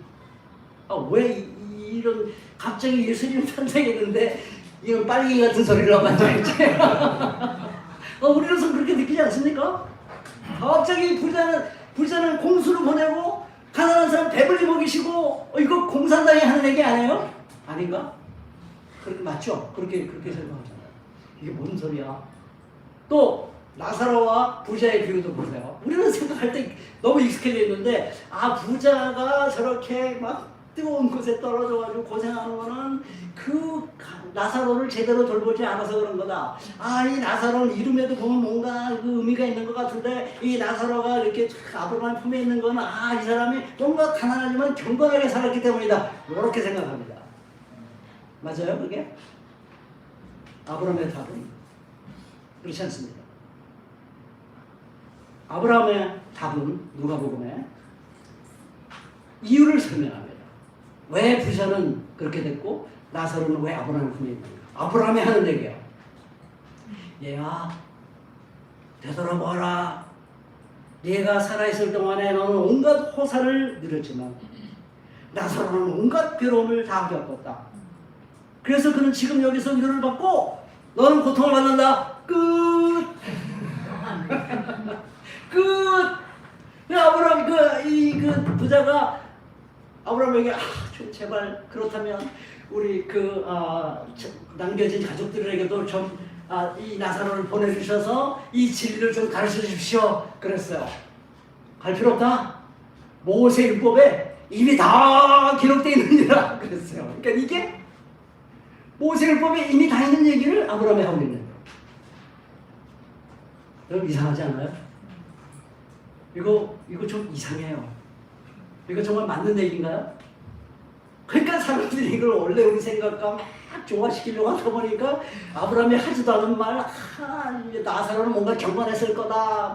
이 부자는 안 돌봐서 그렇다. 그런 말 없습니다. 분명히. 그냥 대역전이에요. 자, 여기서 우리는 하나님은 우리에게 뭔가 교훈을 주신 거예요. 이상하잖아요. 질문이 생기잖아요. 그래서 우리로 하여금 뭔가 깊은 진리의 세계로 우리 이끄시는 방법이 하나님의 화법이에요. 그래서 제가 성경을 쭉 살펴볼 때 그거 없어지지 않아요. 우리가 죄인이지만 용서받아야 되잖아요. 믿어야 되잖아요. 그 교리를 없애자는 게 아니에요. 그것이 그 교리가 담고 있는 더 깊은 뜻을 너희들이 알았으면 좋겠다는 얘기입니다. 내가 왜 죄인을 구원하려고 하는지 알아? 내가 왜 세상 사람들을 의인으로 만들려고 하는지 알아? 왜 내가 너희들의 죄를 용서하기 위해서 십자가에 죽었는지 알아? 더 깊은 뜻을 좀 생각해봐. 너 개인만 구원받으려고, 내 영혼만 구원받으려고, 내세를 널 이끌려고 그러는 게 아니야. 더 깊은 뜻이 있어. 마치 아버지가 그 큰아들의 그 사고의 세계를 확 넓혀준 것처럼 우리의 사고의 세계를 확 넓혀주는 얘기예요. 내가 이렇게 사람을 변화시키는 건 뭐냐면 내가 원래 처음부터 공동체를 사랑했고 그렇잖아요. 땅끝을 정복해라, 생육해라, 다스려라. 이거 공동체로 활동하지 않으면 안 되는 거예요. 하나님은 공동체를 정말 사랑하고 아끼십니다. 근데 공동체에 누구는 더 잘 살고 누구는 못 살고 누구는 인간답게 살고 누구는 비인간적으로 살고 이게 하나님 용납할 수 없는 거예요. 내가 너희들을 변화시키고 정말 하늘나라를 약속하는 것의 중요한 목적 중에 하나는 너희들이 더불어서 서로 챙겨주고 서로 잘 사는 그런 세상을 만들고 싶은 거야. 내가 그런 세상을 만들기 위해서 온 거야. 나는 이 로마 제국에 이스라엘의 타락한 왕정 이거 뒤집어 엎고 그런 세상을 만들고 싶은 거야. 이게 나사로와 부자의 비유에 담긴 마리아의 비유에 담긴 마리아는 그걸 깨달은 거예요. 마리아가 그걸 깨달았어요. 내 같이 이렇게 비천한 내 몸에 메시아를 탄생하는 데는 그런 큰 것까지 가는 거구나. 그냥 한 개인의 죄를 용서하고 한 개인의 영혼을 사랑하는 데 끝나지 않고 이 세상을 뒤집어 엎어서 모든 사람이 행복하게 살 수 있는, 차별 없이 살 수 있는 그런 아름다운 세상을 만들기 위해서 내 안에 메시아를 보내신 거구나라고 그 깊은 세계까지 깨달은 거죠. 이거는 사실 구약 한나의 기도라든가 예언서라든가 구약을 잘 공부하면 그랬잖아요. 아브라함도 모세 율법에 다 기록되어 있다고. 율법주의자는 그걸 못 봐요. 왜 못 보냐면 자기가 지금 나중에 나오겠지만 자기 이익을 탐닉하기 때문에 자기가 원하는 거, 읽고 싶은 것만 그런 사람도 많죠. 읽고 싶은 거 읽고 보고 싶은 거 보는 거예요. 그러나 그러지 않고 정말 날것으로 이 전체를 하나님 말씀 전체를 하나씩 씹어서 내 것으로 만들면 이게 다 이해가 돼요. 그래서 마리아가 이상한 얘기하는 게 아니에요. 정말 구약의 율법, 아브라함에게 주신 언약의 그 깊은 의미, 그걸 성경 전체적으로 파악하고 이해를 한 거죠. 자, 그러면 불의한 제물에 담긴 뜻을 여러분들이 이해되시죠? 자, 그럼 친구를 사귄다는 건 무슨 말일까? 불의한 제물로 친구를 사귀는 말은 무엇일까? 그거는 두 가지를 담고 있습니다. 불의한 제물의 최고의 용도, 가장 잘 쓸 수 있는 용도는 그 불의한 제도 속에서 너무나 고통을 겪고 있는 가난하고 힘든 사람들의 삶의 숨통을 열어주는 거예요. 휴, 이제 살았다. 아, 이제 길이 보이네. 내 인생의 막장까지 올 것 같아서 여기서 내 인생을 정리해야 되나 하는 생각이 드는 순간에 휴, 살았어. 이제부터는 내 가정을 꾸려갈 수 있을 거야 라고 도움을 주는데 사용하는 그게 최고의 용도라는 거예요.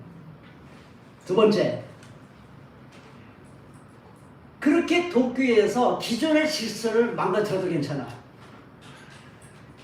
그죠? 기존의 질서를 망가뜨린 거잖아. 이거 사기친 거 아니에요. 기존의 질서를 보자면 완전히 이게 무슨 이 감옥에 들어갈 일이에요.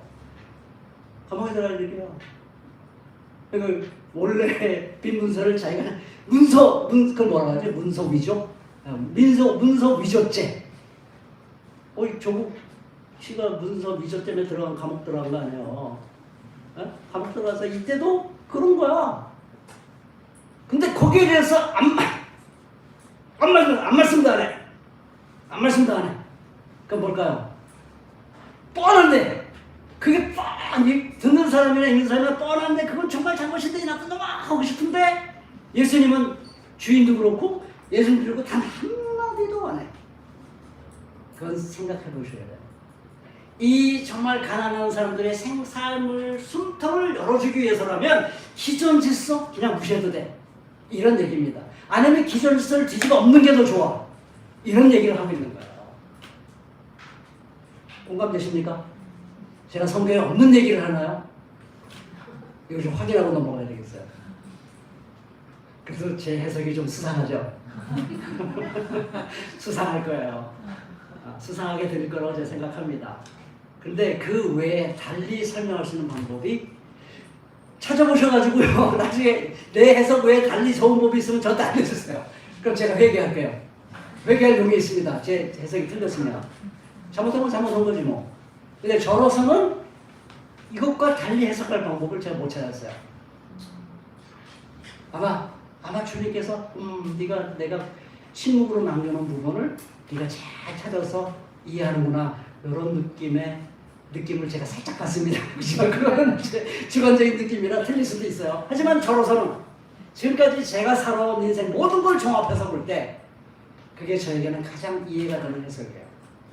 여러분들 그렇게 공감이 되시면 참 좋겠다 생각하는데요. 제가 이 해석에 왜 공감을 하냐면요. 이 부자가 아무 소리 않고 그걸 받아들여요. 아무 소리 않고 받아들여요. 제가 솔직히 말하는데 챗GPT에 물어봤어요. 이 부자가 이런 상황에서 법정에 호소해가지고 그 나쁜 놈을 좀 처벌하고 회복할 방법이 없겠느냐 라고 내가 물어봤어. 주석서 찾아볼 틈이 없었어. 그런데 가능했을 거다. 왜 안 했을까? 그게 내가 물어보지 않는 것까지 쭉 설명을 해줄 거야. 근데 내가 공감을 했어요. 왜냐면요. 가만히 생각해 보세요. 두 가지예요. 이 부자는 그 제도가 썩 좋지 않다는 거를 자기도 알고 있어. 알고 있어 자기도. 이게 좀 그래 가만히 생각해보면 이게 가난한 사람들은 억울할 거야. 그런 생각이 있어요 이 부자에게도. 그리고 지금 술통에 튀었잖아요. 가난한 사람들이 빚을 문서까지 받았잖아. 근데 그거 다 다시 50%, 100%, 20, 80%, 100% 올리면 이 부자에 대한 사람들의 느낌이 어떻겠어요? 이야, 그놈 진짜 무서운 놈이네. 평판이 어떻게 되겠냐고요. 가난한 사람들이 막 화가 불불 끓지 않겠어요? 굉장히 위험한 상황이에요. 그럴 때 내나 이게 부자에게도 무서웠던 겁니다. 그러니까 다 아는 거예요. 사실 다 아는 거예요. 그 법을 좀 어겨서라도 가난한 사람을 돕는 게 좋은 일이라는 것을 사실은 부자 자신도 자기가 동의할 수 없어도 세상 분위기가 그렇게 여론이 그렇게 돌아갈 거라는 짐작하는 거죠. 그러니까 아무 소리 않고 네가 잘했구나. 머리 좋네. 슬기롭다. 내가 이걸 뒤집을 마음 없어. 잘했어. 이렇게 된 거예요. 이해가 됩니까? 이제 왜 그런지? 네, 저는 뭐 제 해석이니까 그런데 뭐 100% 완전히 동의할 필요는 없으시지만 그러나 저는 그렇게 생각합니다. 그래서 저는 세상 사람들이 그런 일을 잘 처리하고 있다고 예수님을 칭찬한 거예요. 근데 그 다음에 그런 세상에서 벌어지는 슬기로운 일들이 그럼 그 빛의 자녀들에게는 관계가 없는 일이냐? 아니다. 관계가 있는 일이다 하고 연결시키는 게 그 다음에 이어지는 이야기입니다. 왜냐면 이렇게 말하거든요. 그래서 재물이 없어질 때 그들이 너희를 영원한 처소로 맞아들이게 하라. 그랬어요. 이어지는 말씀이죠. 내가 너희에게 말한다. 내가 너희에게 제자와 바리새인과 율법학자가 특별히 제자에게 불의한 재물로 친구를 사겨라 그랬어요. 그래서 그 재물이 없어질 때 그들이 너희를 영원한 처소로 맞아들이게 해라. 이거예요. 이거 엄청난 말씀입니다. 이거는 마태복음 25장을 연상케 하는 말씀이에요. 마태복음 25장 최후의 심판할 때 어떻게 심판하죠? 지극히 작은 자 한 사람에게 먹을 것, 마실 것, 입을 것, 병들었을 때 찾아가고 감옥 들어갔을 때 찾아가고 그러면 영원한 생명이에요.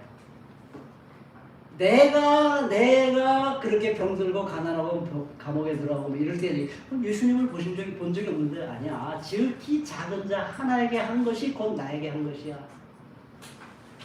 너는 영원한 생명, 나에게 안 했어? 너는 영원한 심판. 그게 정의야. 라고 얘기합니다. 그러니까 이건 무슨 얘기예요? 이건 세상 사람들에 관한 얘기가 아니에요. 이거는 영원한 처소를 갈망하는 하나님의 백성들도 해야 되는 일이에요. 영원한 처소에 들어가려면 주님과 함께 영원한 생명을 영원히 살고 싶으면 너희들이 이 땅에서 살아갈 때 불의한 재물로 친구를 삼으라는 거예요. 그렇게 하라는 거예요. 그들이 슬기롭게 행동한 것처럼 너희도 그렇게 하라는 겁니다.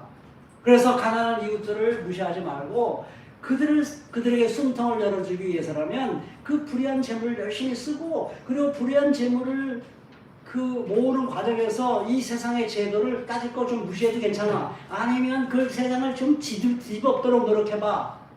이런 힌트를 주고 있는 겁니다. 그래서 지극히 작은 일에 충실한 사람은 큰 일에도 충실하고 지극히 작은 일에 불의한 사람은 큰 일에도 불의하다. 너희가 불의한 재물에 충실하지 못하면 누가 너에게 힘든 것을 맡기고 했느냐. 너희가 남의 것에 충실하지 못하였으면 누가 너에게 너희 몫을 내주기. 어려운 말이긴 한데요. 그러니까 이게 작은 일일 수 있어요. 더 큰 일에 비하면 작은 일일 수 있어요. 그러나 그런 작은 일에 열심히 내지 않으면 그보다 더 크다고 생각하는 일들, 그런 일을 너에게 맡기겠냐? No. 일단 이거부터 잘해야 돼. 세상의 재물은 사실 내게서 그런 게 아니죠. 그 제도 속에서 제도 속에서 생겨난 거니까 그건 사실 내가 직접 나에게 속한 건 아니에요.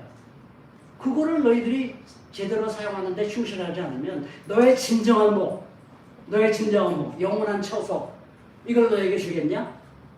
그걸 네가 잘 남의 것에 충실하지 못했으면 누가 너에게 너의 몫을 주게 되냐? 그런 뜻입니다.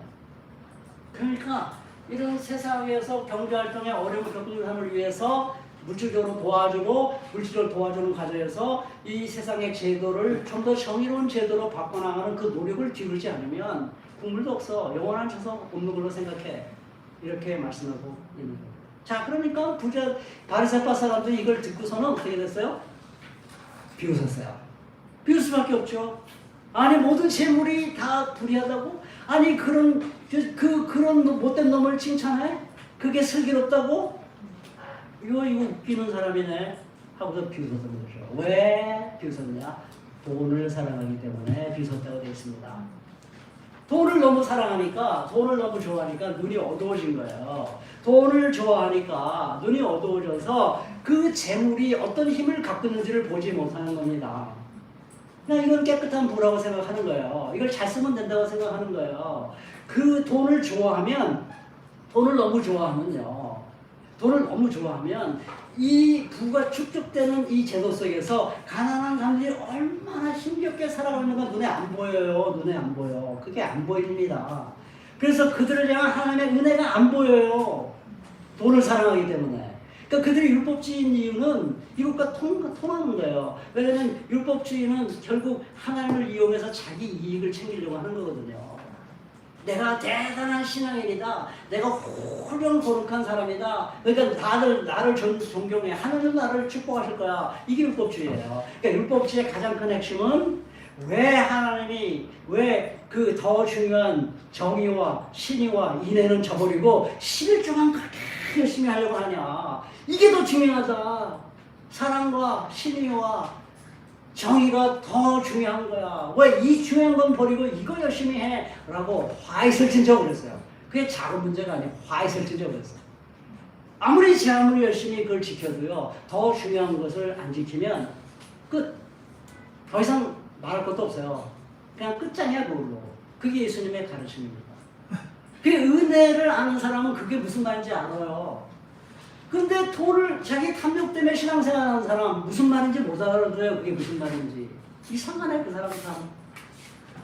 자기 이익을 사랑하다 보면요. 자기 유익을 사랑하다 보면 명예도 좋지만 사람들의 존중도 좋지만 아유 거룩하신 분 어쩜 이렇게 경건하세요. 이것도 좋지만 그것까지는 만족 못해요. 그건 그냥 추상적인 거야. 이게 가장 중요한 그 충족은 돈이에요. 돈이 있어야 군림할 수 있어요. 대형 교회가 왜 군림합니까? 작은 교회들이 막 설설 기잖아 그 앞에서. 왜 그래요? 대형 교회 뭐가 있어요? 돈이 있어요. 자기의 권력과 명예를 확실하게 확보하려면 돈이 있어야 되는 거예요. 그러니까 바리새파 사람들이 율법학자들이 돈을 좋아하지 않을 수가 없었던 거죠. 이 사람들은 은혜를 모르니까 그냥 돈은 돈이라고 생각해. 그게 불의한 만몬이라는 걸 모르고. 그게 오늘 자부심의 핵심입니다. 거기서 벗어났으면 좋겠죠.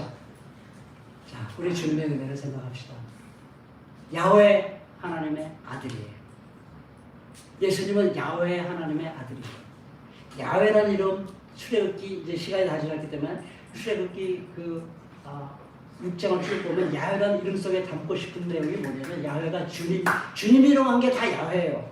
YHWH 하나님의 이름이라고 정식 이름이라기보다는 하나님의 내가 어떤 존재인가를 담고 싶어하는 언어가 YHWH. 꼭 그렇게 부르라는 게 아니라 그건 뭐냐면 해방자.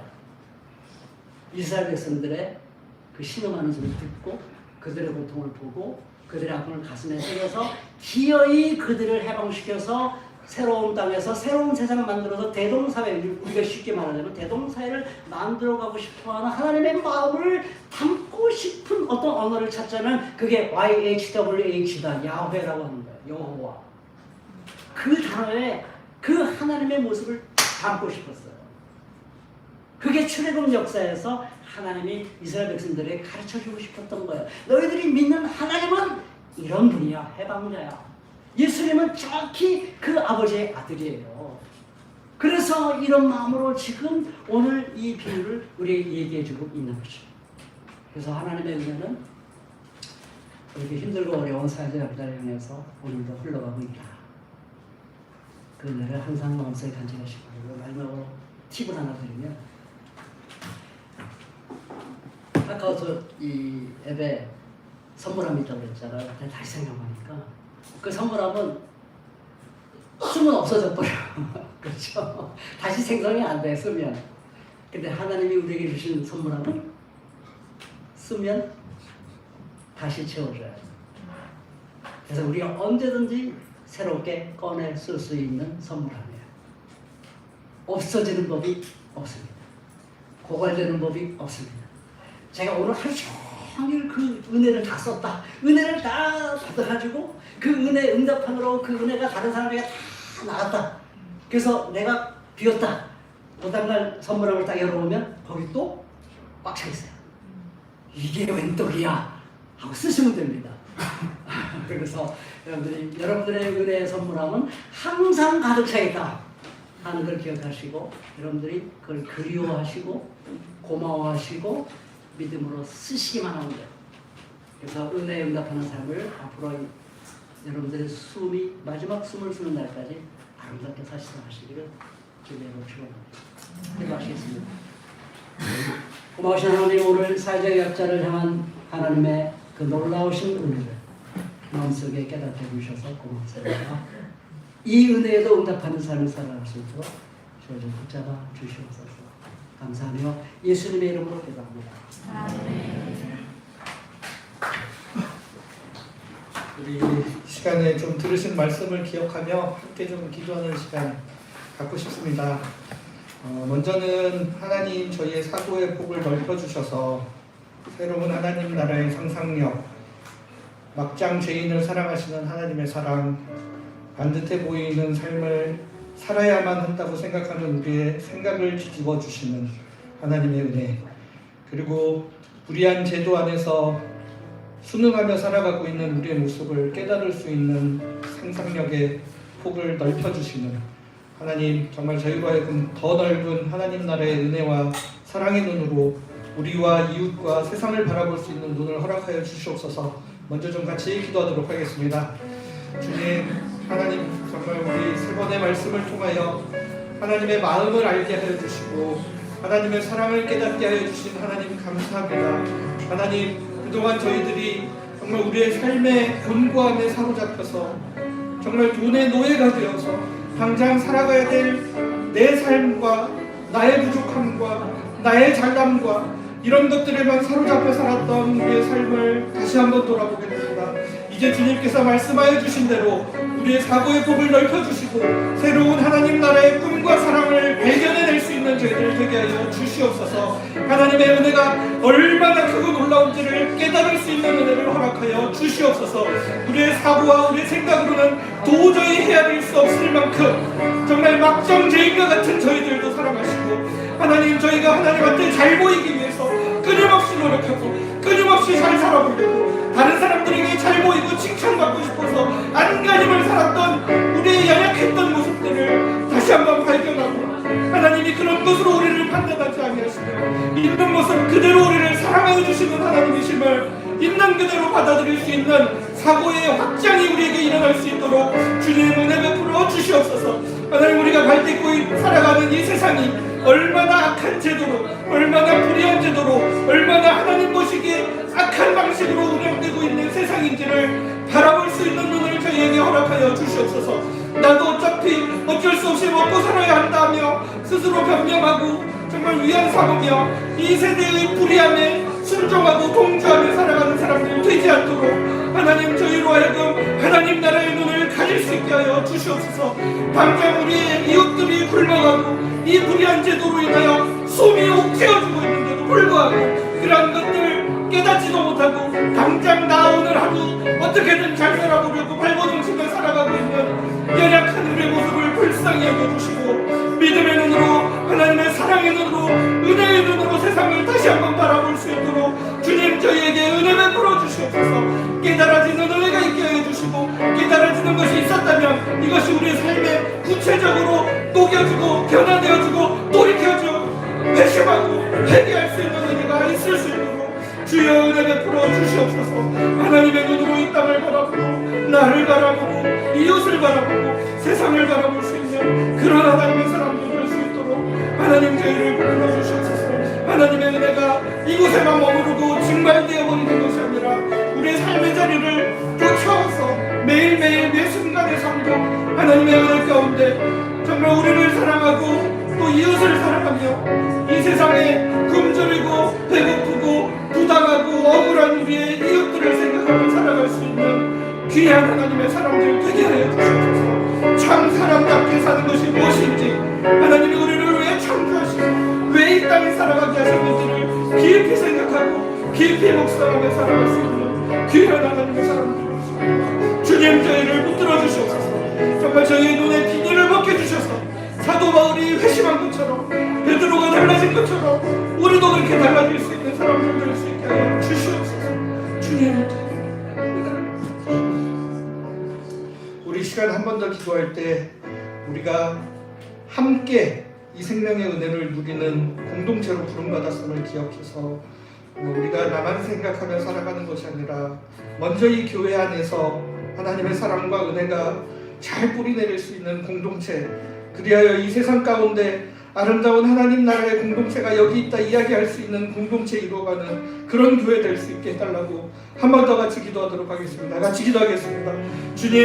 주님 저희가 생명의 은혜를 함께 누리는 공동체로 부름받았습니다. 하나님께서 저희를 한 몸으로 부르셨습니다. 그리스도께서 피로 사신 몸된 교회로 세우셨습니다. 하나님 저희가 먼저 이 안에서 하나님의 은혜가 무엇인지 하나님의 사랑이 무엇인지를 깨닫는 사람들 되게 하여 주시옵소서.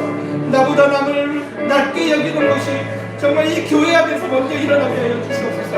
다른 사람의 부족함과 잘못한 것들을 끄집어내는 사람들이 되는 것이 아니라 하나님이 저 사람을 얼마나 사랑하는지를 알아주고 생각해주고 저 사람이 살아가는데 얼마나 정말 숨막히고 답답하고 어려운 삶을 살아가고 있는지 헤아릴 수 있는 그런 마음이 이 교회 공동체 안에서 먼저 일어날 수 있도록 주여 은혜 베풀어 주시옵소서. 하나님 정말 저희가 이 제도를 거슬러서라도 아름다운 하나님 나라의 꿈을 가지고 아름다운 공동체를 이루어가는 사람들 되게 하여 주시옵소서. 이 교회가 그런 교회가 될 수 있도록 이 강단의 말씀이 오염되지 않도록 생명의 말씀으로 주님께서 언제나 함께해 주시고 성령의 은혜가 우리의 만남 가운데 언제나 함께할 수 있도록 주여 은혜 베풀어 주시옵소서.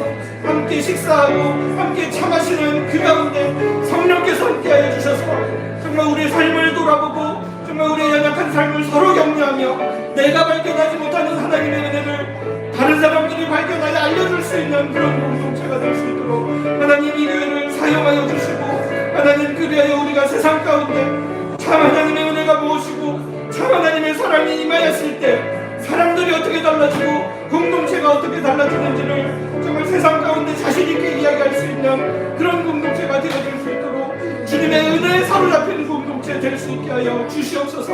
이 불의한 제도에 순종하며 순응하며 사는 사람들이 정말 어쩔 수 없이 살아가는 공동체가 되는 것이 아니라 우리가 다 서로 힘을 합하여 하나님의 사랑이 무엇인지를 먼저 경험하고 세상 가운데 그 사랑을 전하고 나누는 공동체가 될 수 있도록 주여 이 교회를 사용하여 주시고 주여 우리를 불쌍히 여겨주시고 하나님의 공동체를 하나님 나라의 공동체가 될 수 있도록 주여 은혜 베풀어 주시옵소서. 이 교회에 오고 가는 모든 사람들이 참 하나님의 은혜를 발견해낼 수 있도록 도와주시고 이곳이 참 하나님의 나라이구나 깨달을 수 있는 은혜들이 이 교회 가운데 일어날 수 있도록 주여 은혜 베풀어 주시옵소서. 적은 무리여 하나님께서 우리를 기억하시고 하나님께서 우리를 사랑하시며 하나님께서 우리와 언제나 함께 하신다는 것들을 온전히 믿고 신뢰하는 그런 저희들 될 수 있도록 주여 은혜 베풀어 주시옵소서. 정말 우리가 세상에서 아름다운 대한 공동체로 살아갑니다. 귀한 하나님 저희의 눈을 열어주십시오. 우리의 부족함, 연약함, 우리의 욕망, 또 당장 해야 되는 발등에 떨어진 불과 같은 일들, 이런 것만 바라보며 사는 사람들 되지 않게 하여 주시옵소서. 하나님의 은혜가 무엇인지 깨닫게 하여 주시고, 나를 보시는 하나님의 그 시선과 그 은혜를 깨닫게 하여 주시고, 내 이웃과 우리 가족, 또 함께 일하는 직장 동료를 바라보는 하나님의 시선을 깨달을 수 있는 사람들 되게 하여 주시옵소서. 이 세상의 불의한 제도들을 바라볼 수 있는 눈을 허락하여 주셔서 그 은혜에 힘입어 용기 있게 저항하고, 또 우리 주변에 있는 사회적 약자들의 숨막히는 삶의 형편들을 공감하며 함께 하나님 나라를 이루어가고 하나님 나라를 누리는 사람들 되게 하여 주시옵소서. 그런 공동체를 위하여 저희를 교회로 불러주셨습니다. 이 교회가 그런 교회 되게 하여 주시고, 이 교회가 허황된 것들을 꿈꾸며 나아가는 것이 아니라 참 하나님 나라의 꿈을 꾸며 사랑의 꿈을 꾸고 은혜의 꿈을 꾸는 공동체가 될 수 있도록 주여 은혜 베풀어 주시옵소서. 이 작은 공동체에서 먼저 그 은혜를 경험하여 그 은혜가 정말 불길이 번지듯 이 세상 가운데로 번져갈 수 있는 아름다운 하나님 나라를 꿈꾸고 소망하는 그런 공동체 될 수 있게 은혜 베풀어 주시옵소서. 감사드리며 예수 그리스도의 이름으로 기도드렸습니다. 아멘. 네, 이 시간에는 저희가 지난 3번의 말씀 하나님의 마음을 대언하여 저희에게 전해주시는 우리 박덕현 목사님께 잠시 감사의 마음을 전하도록 하겠습니다. 저희가 사실은 준비할 수 있는 게 많지 못해서 작은 꽃다발 하나 준비했는데, 요거는 형식적으로 드리는 거고, 사실은 저희가 목사님께 드릴 수 있는 제일 좋은 선물은 전해주신 말씀을 우리 마음에 잘 새겨서 주님의 사랑과 은혜 가운데 살아가는 게 제일 좋은 감사의 선물이고 감사의 표현이 되지 않을까 싶습니다. 부족하지만 꽃다발로 일단 마음을 전하겠습니다.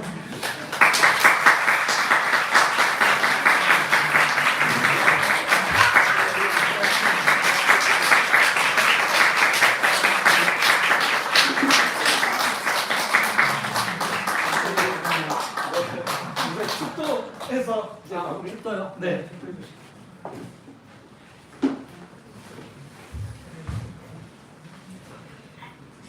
이제는 우리 주 예수 그리스도의 말로 표현할 수 없이 아름다운 은혜와 하나님의 가히 없는 끝없는 너무나 풍성한 그 사랑과 성령님의 위로하심과 함께하심이 이 주님의 풍성한 은혜를 마음에 담아 그 은혜에 응답하며 살아가기를 간절히 소망하는 당신의 귀한 백성들 모두에 지금부터 영원토록 함께 하시기를 간절히 축원합니다.